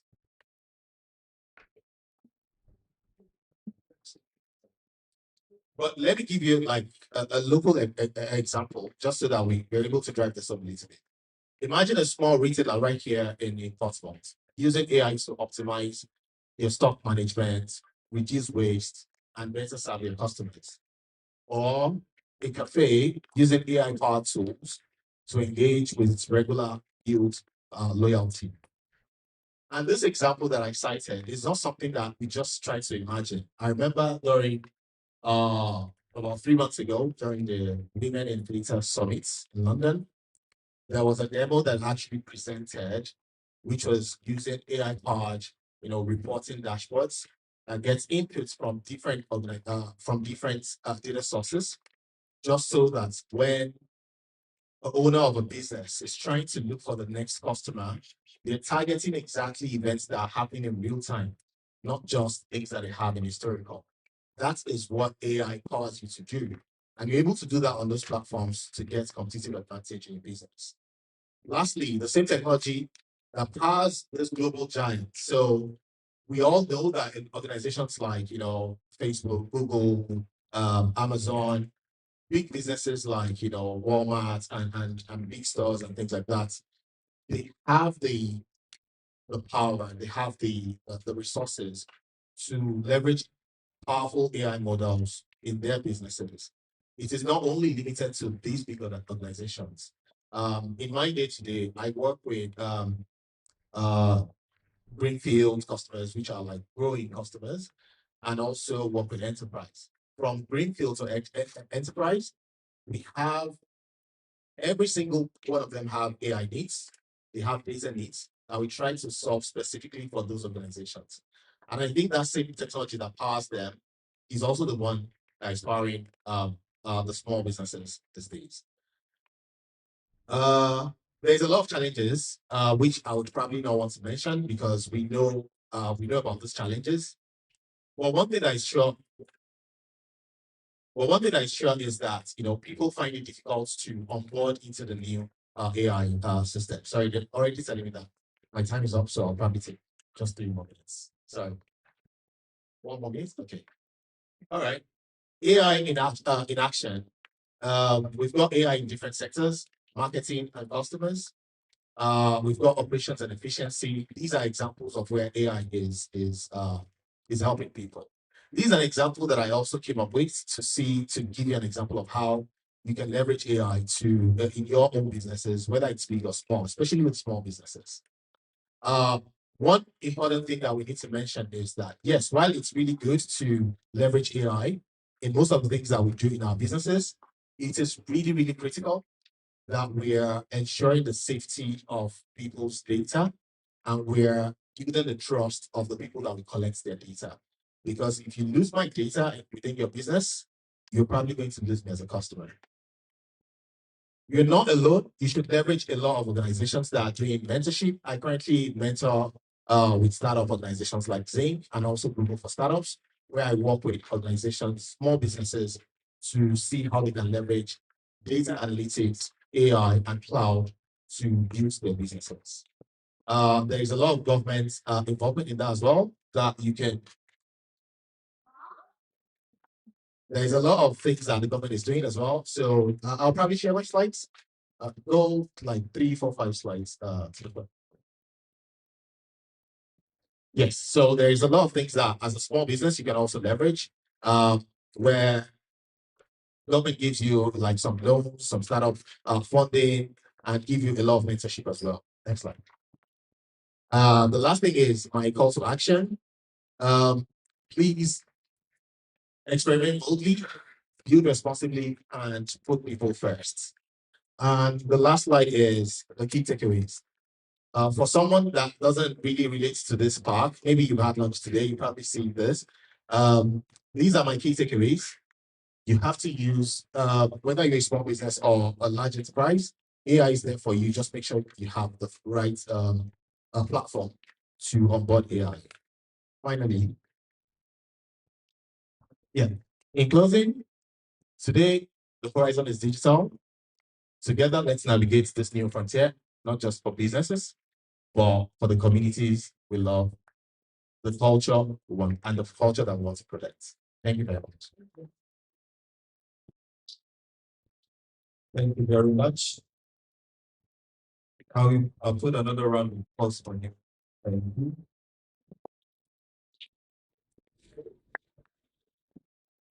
Thank you, DJ Boo.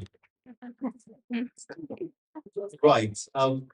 So, can I just ask if people want to have a copy of your slide, Mr. Sadiq?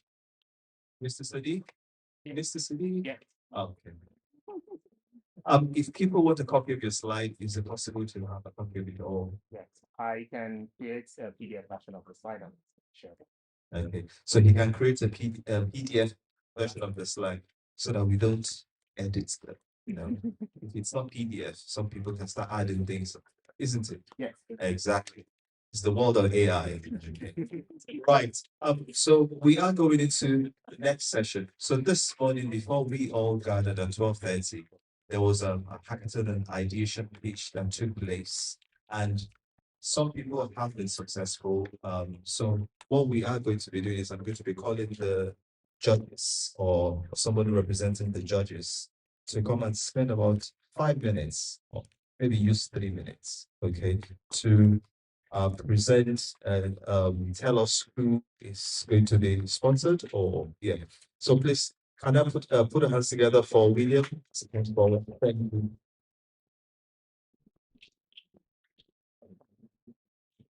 Thank you. How are you all doing today? Good. Was the food nice?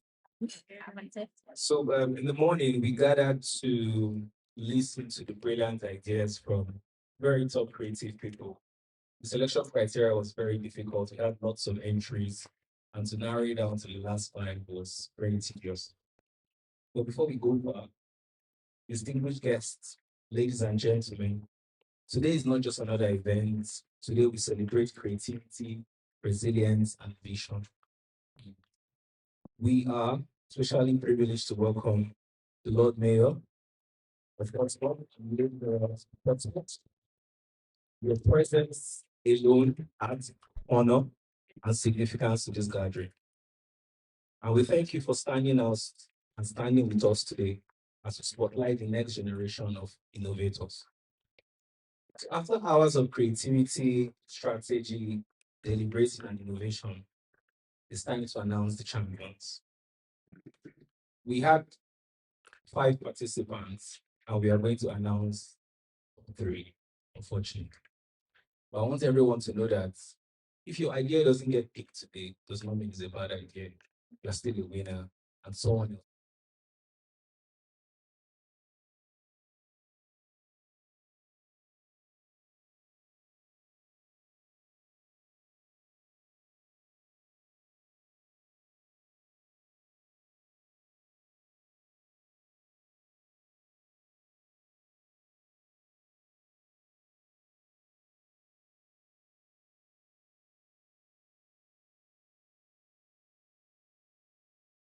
Talent application that is able to look at your work and give you personalized feedback to try and help you get into the platform.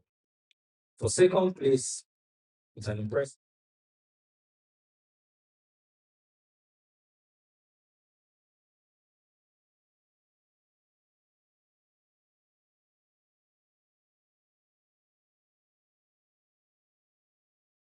Rose and Uber in its sense, whereby we're able to connect residents to the nearest veterinary clinics around to try and help them get quick and adequate care for their pets. And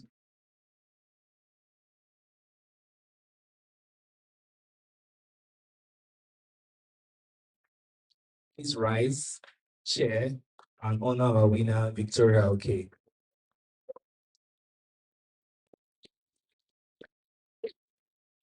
I have installed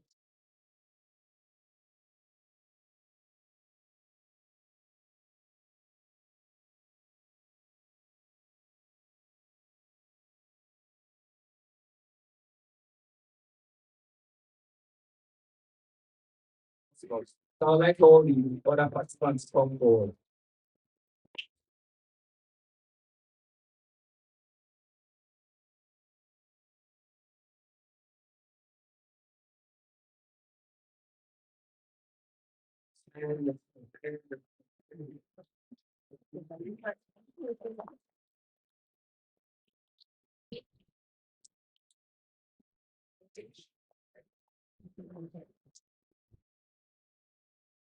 Let's come forward. Let's just take a quick picture, and in that moment, I'll allow Victoria to give us to speak.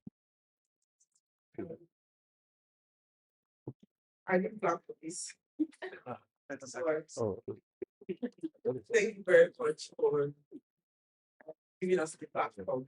Myself, I'm very glad next time to express our creativity and showcase what we spent countless hours to design and build. And I hope this is just the starting point for all of us. Yeah, thank you so much. Thank you very much.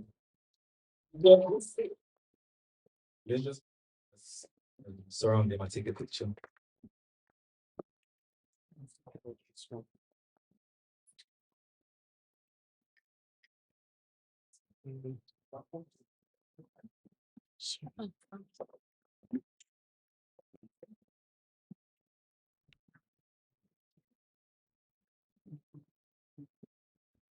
Thank you very much, everybody. Yes, we can all go back to our seats. Just to say, we still have another round of awards to give, which is why we have the Lady Mayoress. We will introduce Lady Mayoress properly when given the award. So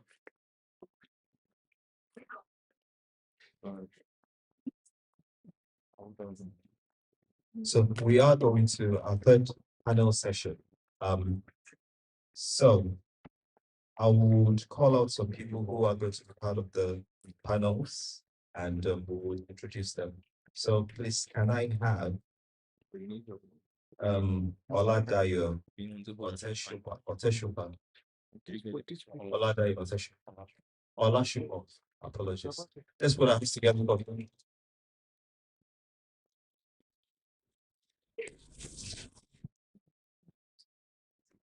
And we also have Joseph Origo.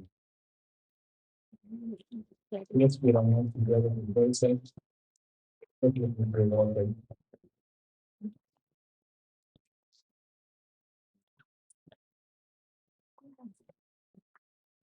Now we have Masood Yahya.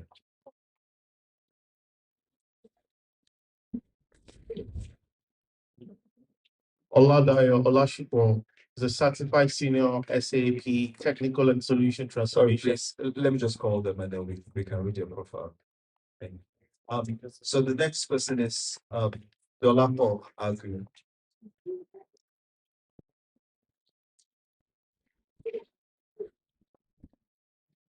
And the last but not the least, Adiola. Let's put our hands together for Adiola.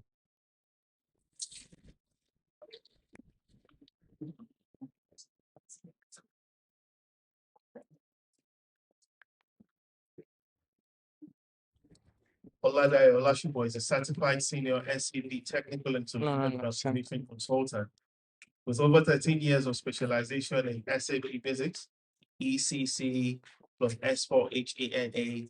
He is a solution manager and cloud ALM. He's a techno-functional consultant with extensive experience in both greenfield and brownfield projects, covering projects implementation, operation, maintenance, valve support, back updates, and upgrades. He has experience in the design, administration, installation, upgrade, and conversion of ECC, SAP, S4HANA. Oladayo has proven experience playing key roles in the successful of upgrade projects and implementation of multiple complex projects, including one of the biggest projects in sub-Saharan Africa. Welcome with me, Oladayo Olashipo, a certified senior SAP technical and solution consultant.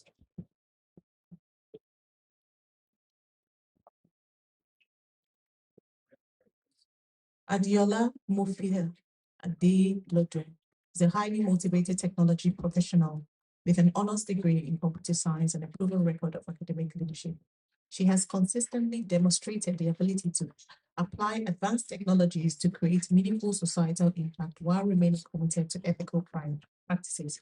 Her technical expertise spans software engineering, cybersecurity, and AI-driven solutions, with a particular strength in privacy, data confidentiality, and cyber threat intelligence. She has also developed experience in policy writing and others. Adiola's contribution to open source projects highlights her belief in collaboration and knowledge sharing as essential drivers of technology progress, while her practical skills makes her an asset to design secure and impactful solutions. Her blend of academic excellence, technical knowledge, leadership capability, and commitment to social good positions her as a distinguished professional poised to make lasting contributions to the technology sector. Please, let's welcome Adiola.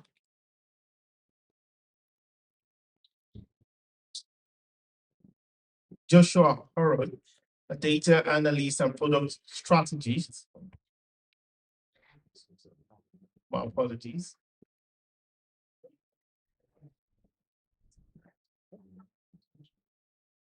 Joseph Eruka Origo, a director at TES Community CIC. Joseph Eruka Origo is a UK-based technology expert and director at TES Community CIC in Derby, where he coordinates innovative cross-cultural youth programs that emerge technology and heritage. Notably, he launched the Code and Culture Initiative, a community-led scheme combining basic HTML programming with Yoruba language education for children aged 6 to 14, funded by the National Lottery Community Fund. In addition to his UK-focused efforts, Oribo continues to champion digital education in Nigeria through a partnership with Mark Anderson's Institute of Technology. This collaboration this collaboration supported a large-scale future of work and remote tech careers event at Covenant University, aimed at preparing students for global tech careers via training in remote work tools and digital certification guidance. Welcome with me, Joseph Eruke Oribo. Moshood Yahaya serves as the lead machine learning and artificial intelligence engineer at Guided e-Learning, an educational technology company that designs AI-driven learning experiences, ranging from IELTS preparation to adaptive lesson planning and real-time progression tracking. Since joining in October of 2024, he's been instrumental in shaping guided e-learning AI architecture and product strategy, infusing its offering with significant depth and personalization. He's recognized beyond his current role as a skilled practitioner and speaker in AI and data science. He has facilitated AI masterclasses and webinars such as AI for Business Masterclass and frequently presents on such topics such as machine learning, deep learning, data pipelines, cloud computing, and natural language processing. He may also be affiliated with the University of Bradford in AI, applied analytics, and further verification throughout. Please let's welcome Moshood.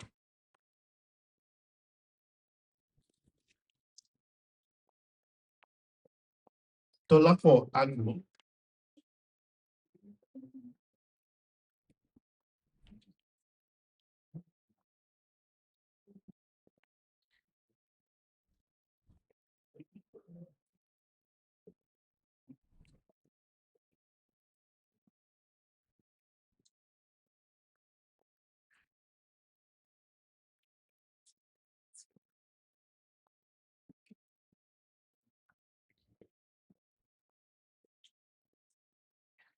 Dolapo Agbo, an experienced IT and cybersecurity professional, has a proven ability to design secure infrastructure, lead critical projects, and enhance operational resilience. Dolapo is committed to sustainability, security, and the digital transformation initiatives. She has led digital change and supported secure environments across both professional and community settings, and she combines technical innovation with values-driven organization or community-focused approach. Dolapo is particularly interested in roles that sit at the intersection of cybersecurity, digital transformation, and she enjoys making systems more secure and efficient. Please welcome with me, Dolapo Agbo.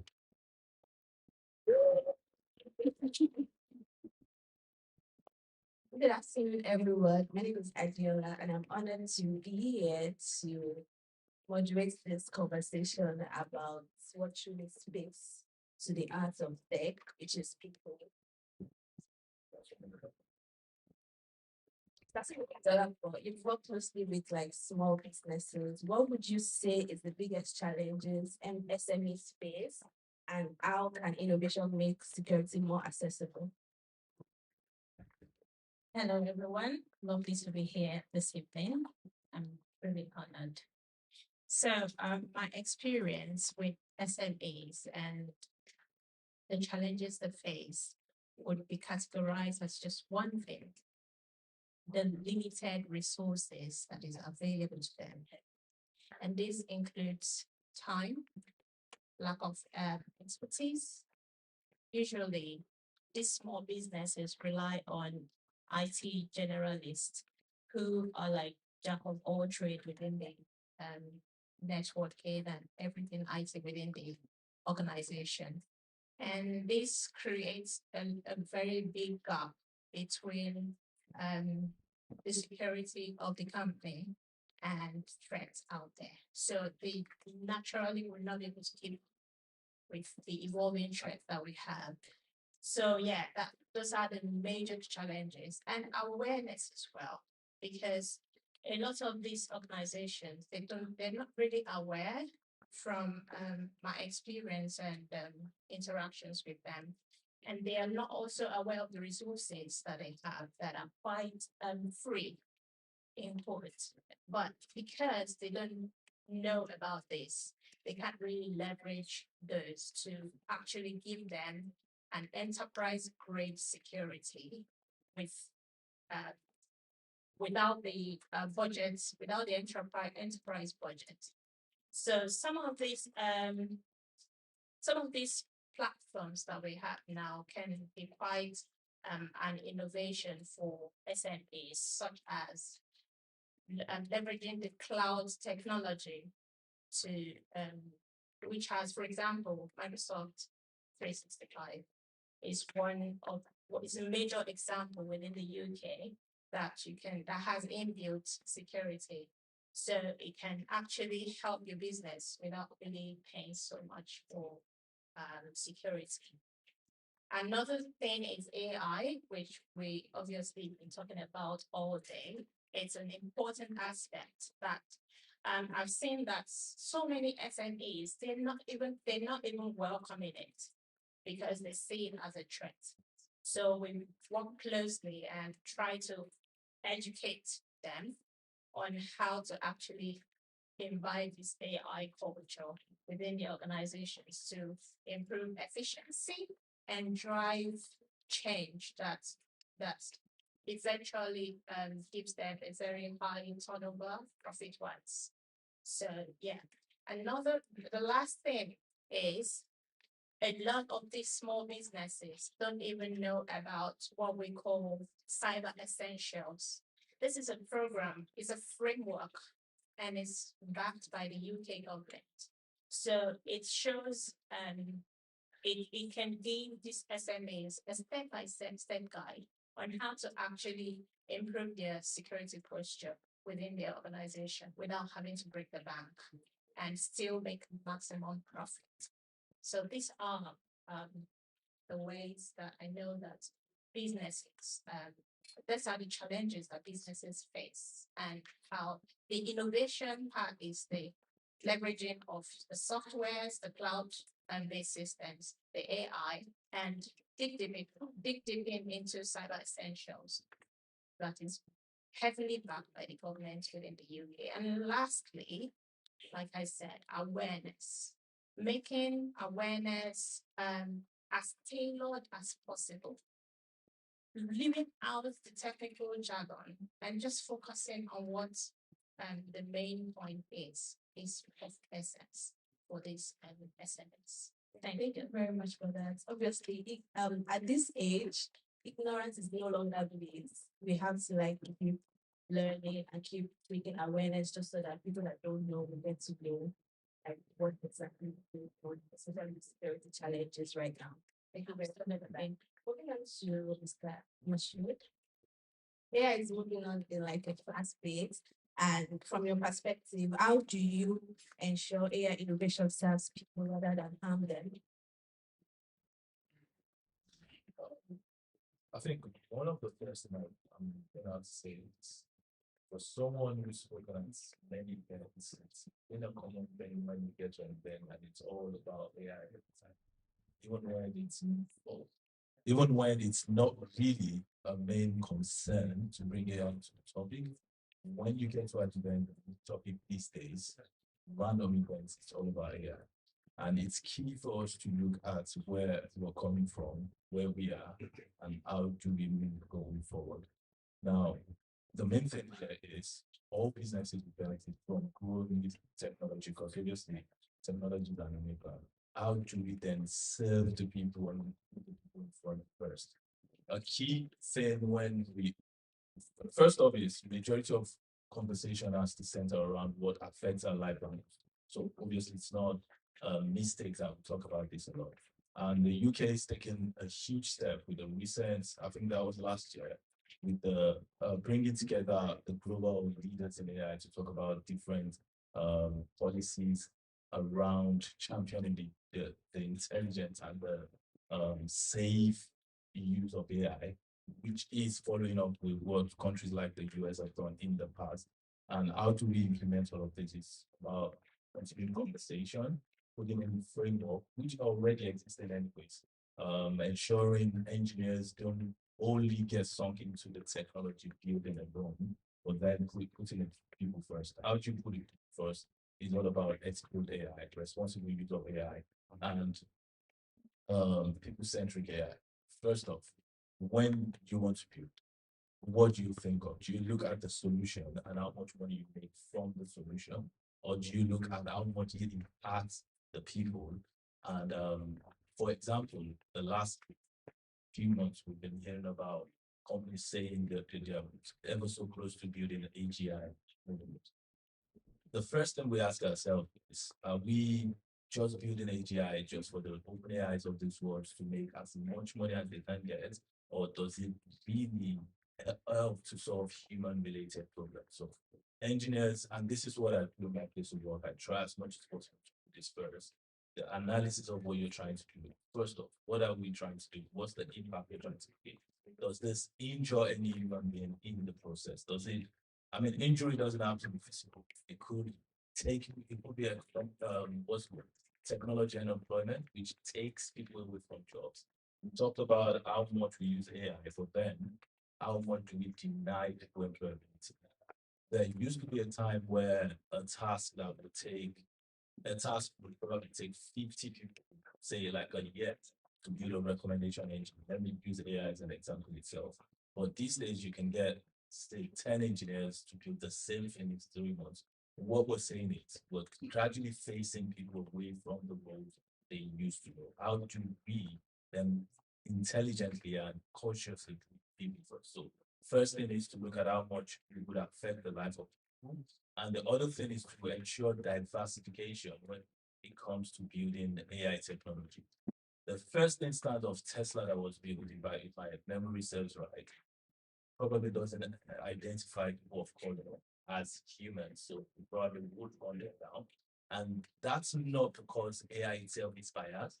No, it's down to the fact that there's no diversity in the data collection.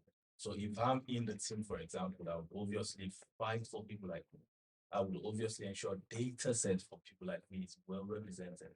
And that's why diversity in the team would reflect to diversity in data collection and would in turn reflect into managing people's injury and minimizing it as much as possible. So it's more about reducing technology and employment as much as possible, having risk assessment model to ensure models that are being built are well analyzed before you build it. You're not just building to make money alone, you're also building to serve the people. We envisage a future where it is AI and humans and not AI or humans. Thank you. You combine research and community. So how do we bridge the gap between academic innovation and community level impact? All right, thank you very much. Well, I'm really going to focus more on the community. Though I'm a PhD researcher in multi-training, and basically my research is focused on leveraging artificial intelligence on how to solve medical problems. In fact, at the moment, I'm looking at the recovery stage of epileptic seizures. So looking at the patterns before onset or through the process to what happens at the recovery stage. But meanwhile, at the community stage, which I'm very much interested, sometime about 2022, just after I myself and a friend, we graduated from University of Derby. We're both computer science students at the master's level, and we came together so we need to do something to affect the community. How do we bring technology? How do we affect the young ones with IT? And we came up with test community. So test community serve young people and look at development in the community. So we looked at what was have been done or what people have been doing, and we decided to develop a model. And what is this model? Usually, these young people are engaged during the holiday period, and some of them do various activities, uh, games, football, and the rest of them. So we look at all of these activities, okay, and build it such a way that we want AI to be a lead on all of these activities. So what we do, we gather these young people together, not just come and do some usual activities, but now we put them into coding, teach them how to code. I was just discussing with someone earlier today that when we're talking about AI, there is no way we can end uh, application of AI in this society. In fact, we haven't seen anything yet. More things are coming.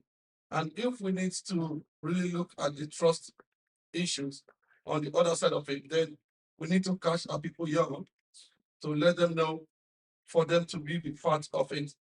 I doubt many adults who are here today use maybe on a scale of 10. Many of us don't use up to 2% of what applications or what AI does. But these young people, they explore everything. So, and that is the goal of that model. And funny enough, or surprisingly, the first time we tested it, when we secured the Young Explorer Fund in earlier this year, and we tested it the holiday period in April. We taught them, I think one of the judges was one of the resource persons who came to taught them Scratch and other programming languages. And we tried to, when we met again in August, just a few weeks ago, so we conduct an impact assessment. Surprisingly, mind-blowing to see that these young people, they are so interestingly involved in all of this. And we also, as much as possible, the parents were so happy to the extent that the community venue we use was no longer enough to accommodate, so we have to break into sessions. So as I summarize, I want to say that, well, AI has more to do in the community and to help a lot in the community, and we have to rise to it and really have to push it. Thank you very much. Thank you very much. Moving on to Mr. Oladayo, you have led large-scale SAPs like system application and products and digital transformation projects. What lessons from transformation can be applied to community-focused innovation? Thank you very much for having me. Good afternoon, everybody. So I'd say change management is a critical concept factor for any tech project. More importantly, for community-based interventions, where we lack where those IT governance structures are really lacking. It's important that we have an assessment of where those risk areas are, and essentially what change management is trying to do is to assess key elements in the context of when you're trying to implement, identify where the gaps are, and where there'll be likely um, resistance to change. That is very important within the context. So when we're starting on the project, you need to have a deep understanding of your user base to try and understand where the skills gaps are, putting a plan of action to address those skills gaps, either through training or capacity development. Once that is done, you need to also have a good assessment of the structure within your environment, both formal and informal, to be able to understand the vested interest that are they have a vested interest and they are more inclined to not changing the way their approach of doing things. So it is important that they do not perceive the technology as a threat. So you need to carry out extensive stakeholder engagement with all of these partners and bring them on board so that they buy into your technology. That, in addition to other approaches like project management, is very key to ensuring that your intervention within your community is efficient, successful. Once you're able to have a plan of action to address all these risk areas, areas where they can have resistance to change, then you stand a better chance in succeeding in your interventions. Thank you very much, everyone. Because we don't really have much time, I would just like give a closing question and everybody would like answer like one sentence. So, if you had a piece of advice for innovators and community leaders in Portsmouth who wants to use technology to serve people and protect people, what would it be? What would be your piece of advice for community leaders and innovators in Portsmouth? Yeah. Okay, so I would say two things are important: impact and having a sustainable technology commercialization strategy. Impact in terms of you need to make sure that whatever you're providing betters the life of the people within the community, either through healthcare, education, or financial empowerment, and also having a well-balanced technology commercialization strategy that ensures that it's profitable for you as a business and also affordable for those that are going to use it. Thank you very much. So, with my experience at Brendan Care and Cafe Go Spot, I've supported vulnerable adults in making sure they are inclusive technologically and the use of AI, supporting them in that aspect as well. So my advice to developers and product manufacturers and managers and everyone in that DevOps team is always put the people in mind when you're building anything at all, because they are always the end users, and you need to also try to make it as accessible as possible, because a lot of this, if it's too technical, the people in the community will not be able to benefit much from it. It's very important that we make this as acceptable and as simple and affordable as possible. One second. Okay, one sentence. I'm trying. I'll say technology is just an enabler. So whatever it is you're building, would the problem you're trying to solve can be solvable without technology. Don't go around trying to build some magic. Solve problem with technology that can be envisaged and solved easily. So scalability can be easy as well. Thank you. All right, just mine just a build up to what my friend I just said. Leaders should look for gaps and build on those gaps, bridge the gaps. These things have been existing, but we migrating from the normal to AI. So building that bridge to close those gaps. Thank you. Thank you very much, Dr. Thank you everyone for listening.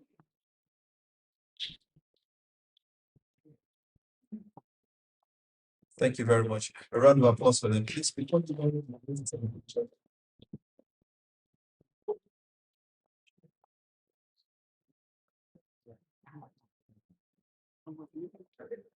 Is it clear? It should be fine.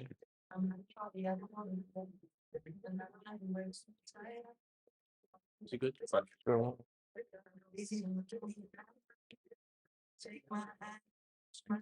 Thank you very much.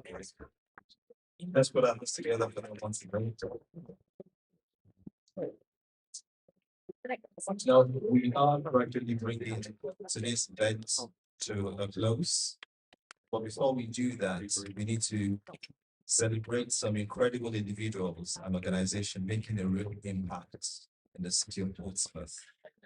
Now, to help us in recognizing and celebrating these individuals, we have an important person in our midst. So ladies and gentlemen, in our midst this afternoon, we have the Lady Mayoress of the city of Portsmouth, Mrs. Helena Cole. Let's put our hands together for her.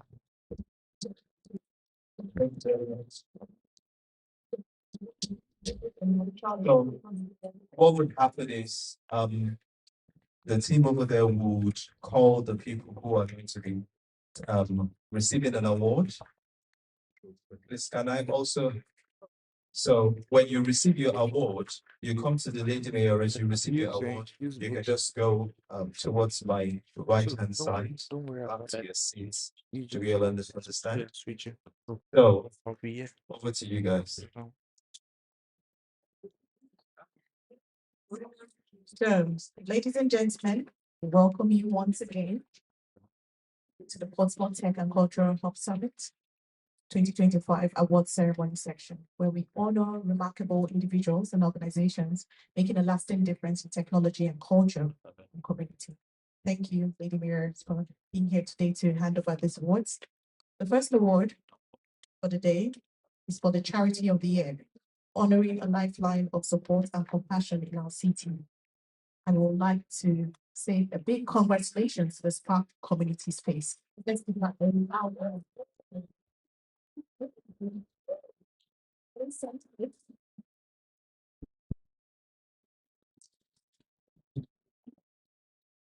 Thank you. Thank you so much. Congratulations, Spark Community Space. Our next award is the Mental Health and Wellbeing.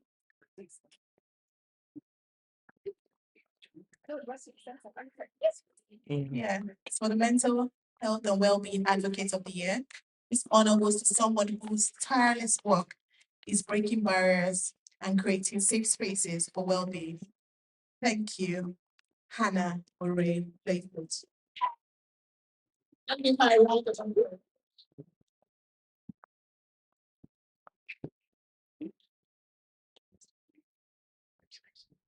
Thank you, Hannah. Next, we celebrate the Tech Educator of the Year for empowering learners and businesses with the skills to thrive and create a digital future in the community here. Some awards goes to Work Better Innovations. Let's give them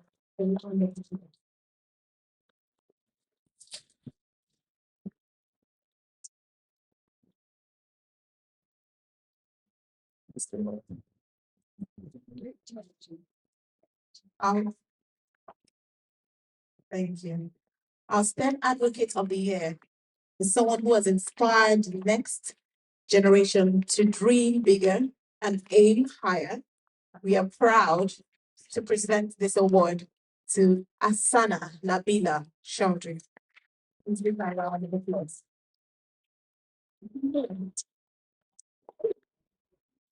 She's not here today, but she's coming. So I've heard. Thank you. For receiving this on sorry about that. Receiving this award on her behalf is Najim Chaudhry and Rose Shana Reza. Please apologize for the pronunciation. Please let's welcome them to the stage on her behalf. Thank you. No problem. Thank you very much.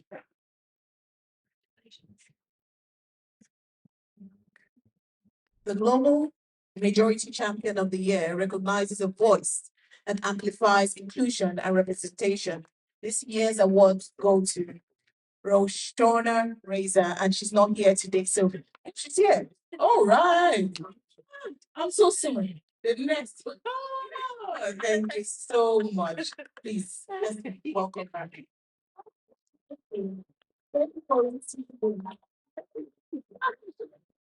you. And the next is sorry.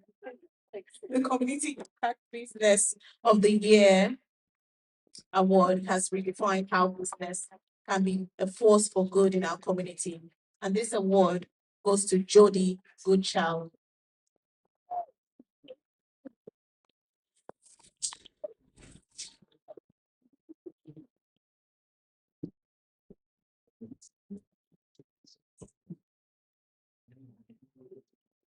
Our Community Hero Award for the night, one of them is to celebrate this extraordinary individual who selflessly uplifts others. Please welcome one of the recipients to this very prestigious award, Mr. Usman Draman.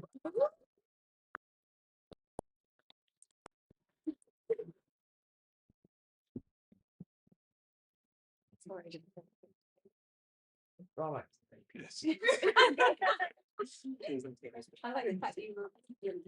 Another community hero which we wish to celebrate today for an extraordinary, selfless giving to the community would be Miss Shamila Tabita.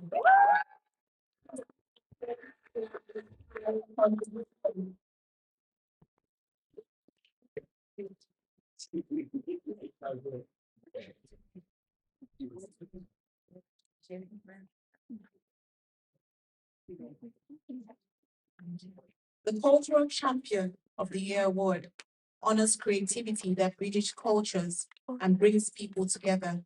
This award goes to Hamodzi Creatives.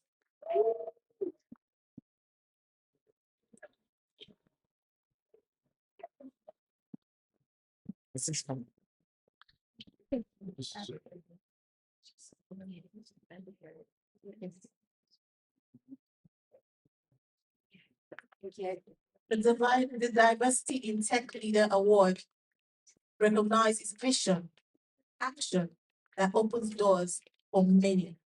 We proudly present this award to Becky Lodge.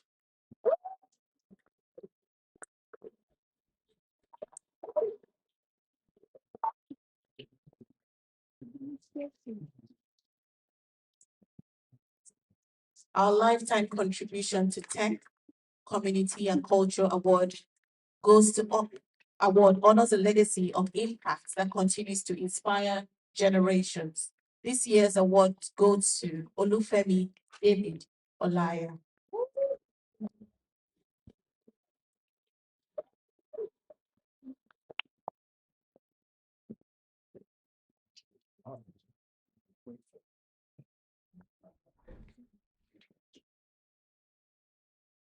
Young Tech Trailblazer Award for outstanding innovation under the age of 25 goes to a rising star with limitless potential. Congratulations to Harry Salami.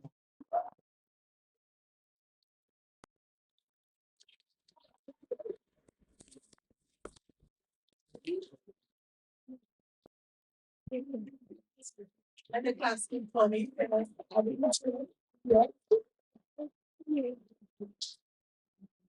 The Civic Impact Award of the Year honors organizations that strengthen the very fabric of our city. This award goes to Home Start, Portsmouth.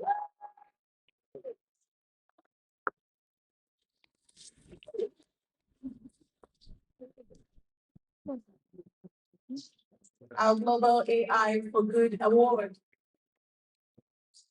Don't worry, these batches are for today. Oh, except you can bring it back. I should bring switch to iPhone 15, but I'm done with this one. Yeah. She's not here today, but would like to still celebrate her.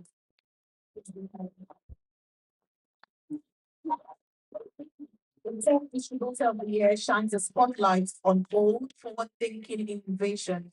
Congratulations to Laura Watford for this award.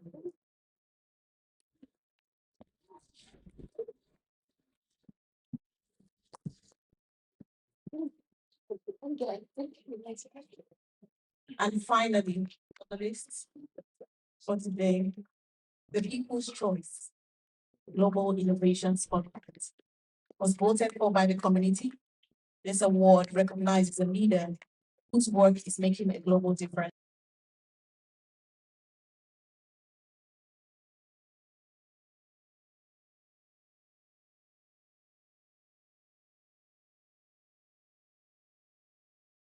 Let's stand up and join us in celebrating all the award winners. Please would like to invite you to all come on stage at this time. The achievements embody the spirit of innovation, resilience, and the community that makes Portsmouth the world a big place. Please give them a resounding applause as they come on stage. Our pavilion, Gabriel, please. All judges, all contributors. I need to put to 101. Let me try for first. This is an amazing system.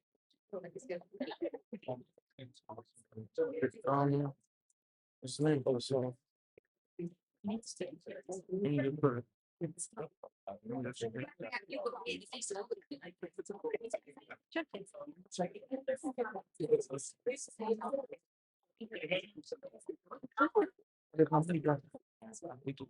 In that plan.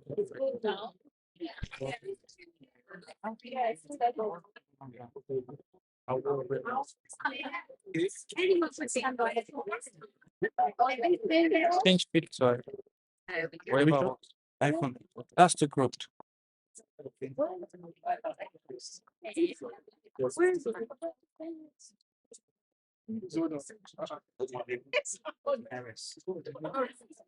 No, I'm all right. It's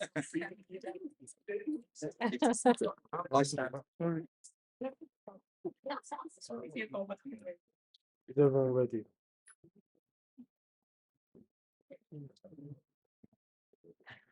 Everybody say please. Sorry, excuse me. Everybody tell me she. Everybody say God is good. God is good. She is she. Are you able to guess? Everybody say. I just need to move back a bit. Sorry. Please, can you give space a bit for the photographers to just take? Please. If you can move to the back, please. It's kind of hard to try and capture everyone. It's just step out of it. Yeah.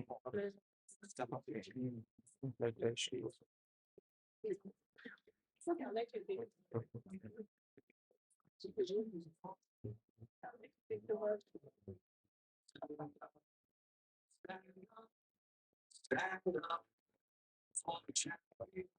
Okay, thank you.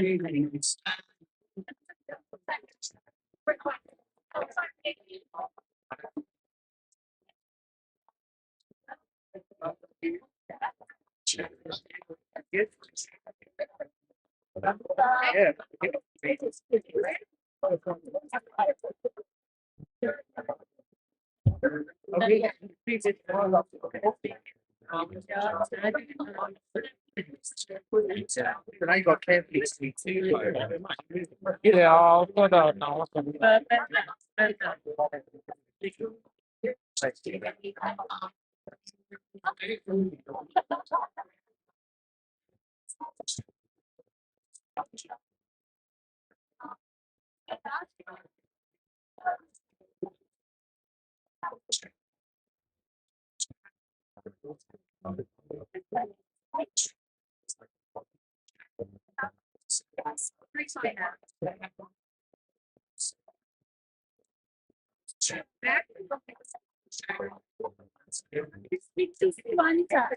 This and all the awardees and all the taking on the picture with the judge, the chair of the judge.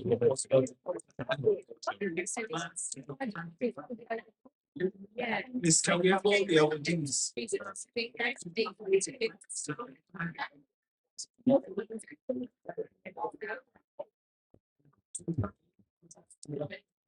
This can we have all the awardees? Come forward.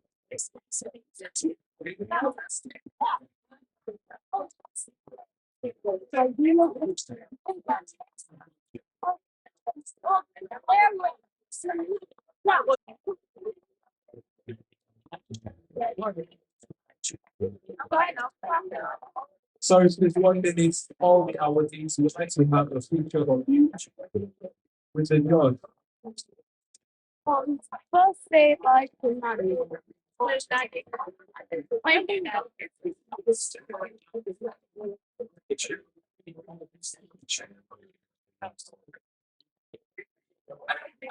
back. All the awardees, if you can come to the stage, let's have a good picture. All the awardees alone. And I also want to take this opportunity to thank everyone. Most of you guys know from Everest. Everest, and it's really an Yeah, honor. should we end stream now? It's really honor just to see the amazing. That's why I want to put it on iPhone stream. It's on. I need those recording later. It's on iPhone. Okay. All your let's I need to find it. everything you do, everything I've lost that pen. you You'd have shit. taken it out. It has to be on the floor somewhere. Again, all Let's check the back. I beg, just help me trade my tape around. Clean like keep doing all your amazing things you are doing, and keep on the good work, and keep making positive impacts in the community. Thank you so much. All right.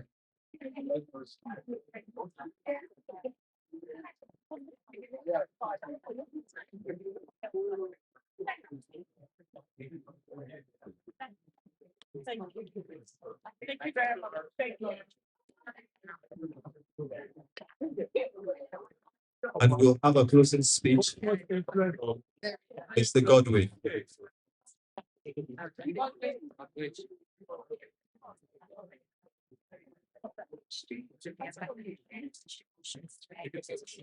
This guy will be sitting for the next 5-10 minutes for the closing speech. Thank you. It starts at 12:30. You don't have to do it there then, and I was like,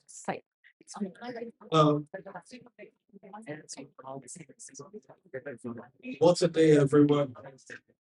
Then So I've got like how many minutes? Maybe 2 minutes to give a closing speech.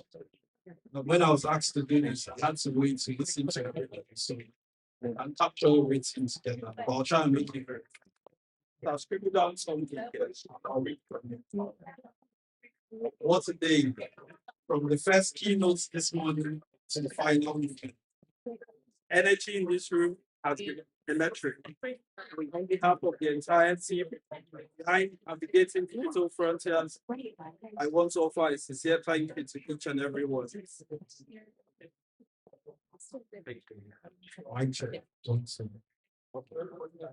Yeah, I want to offer a sincere thank you to each and every one. Our brilliant speakers, our sponsors, our volunteers, and most importantly, you, the attendees, for bringing your energy, your curiosity, and your passion to this summit. Before we go our separate ways, I would like to take this moment to reflect on the journey we've shared in this room. We came here to navigate the digital frontiers, and my oh my, what a frontier it is. In just one day, we've covered incredible ground. We started by mapping the vast potential of artificial intelligence, which is the new engine of business. We then navigated crucial complexity of safety, building trust, securing data, and leading with ethics. And we brought it all back to the core, which is the community. We discussed how this tool doesn't exist in a vacuum, but within the brilliant human ecosystem of our business, our city, and our lives.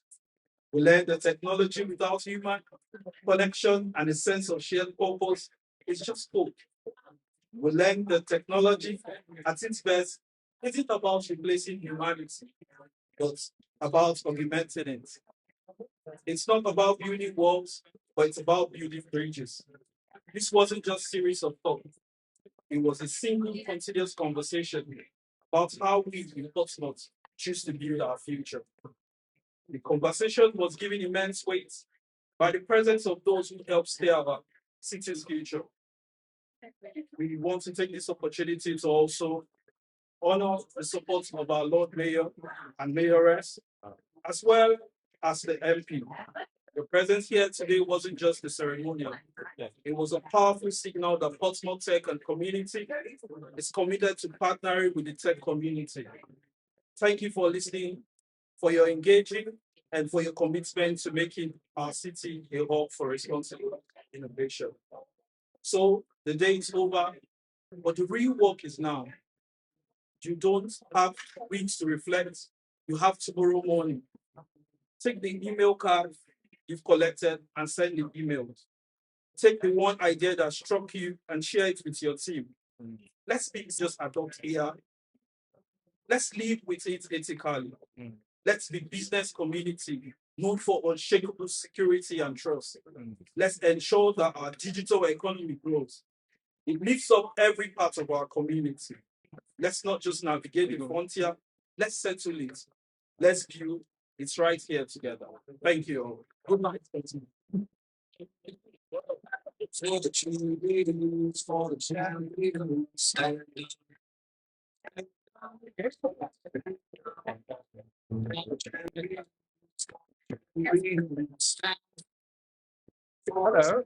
Hello.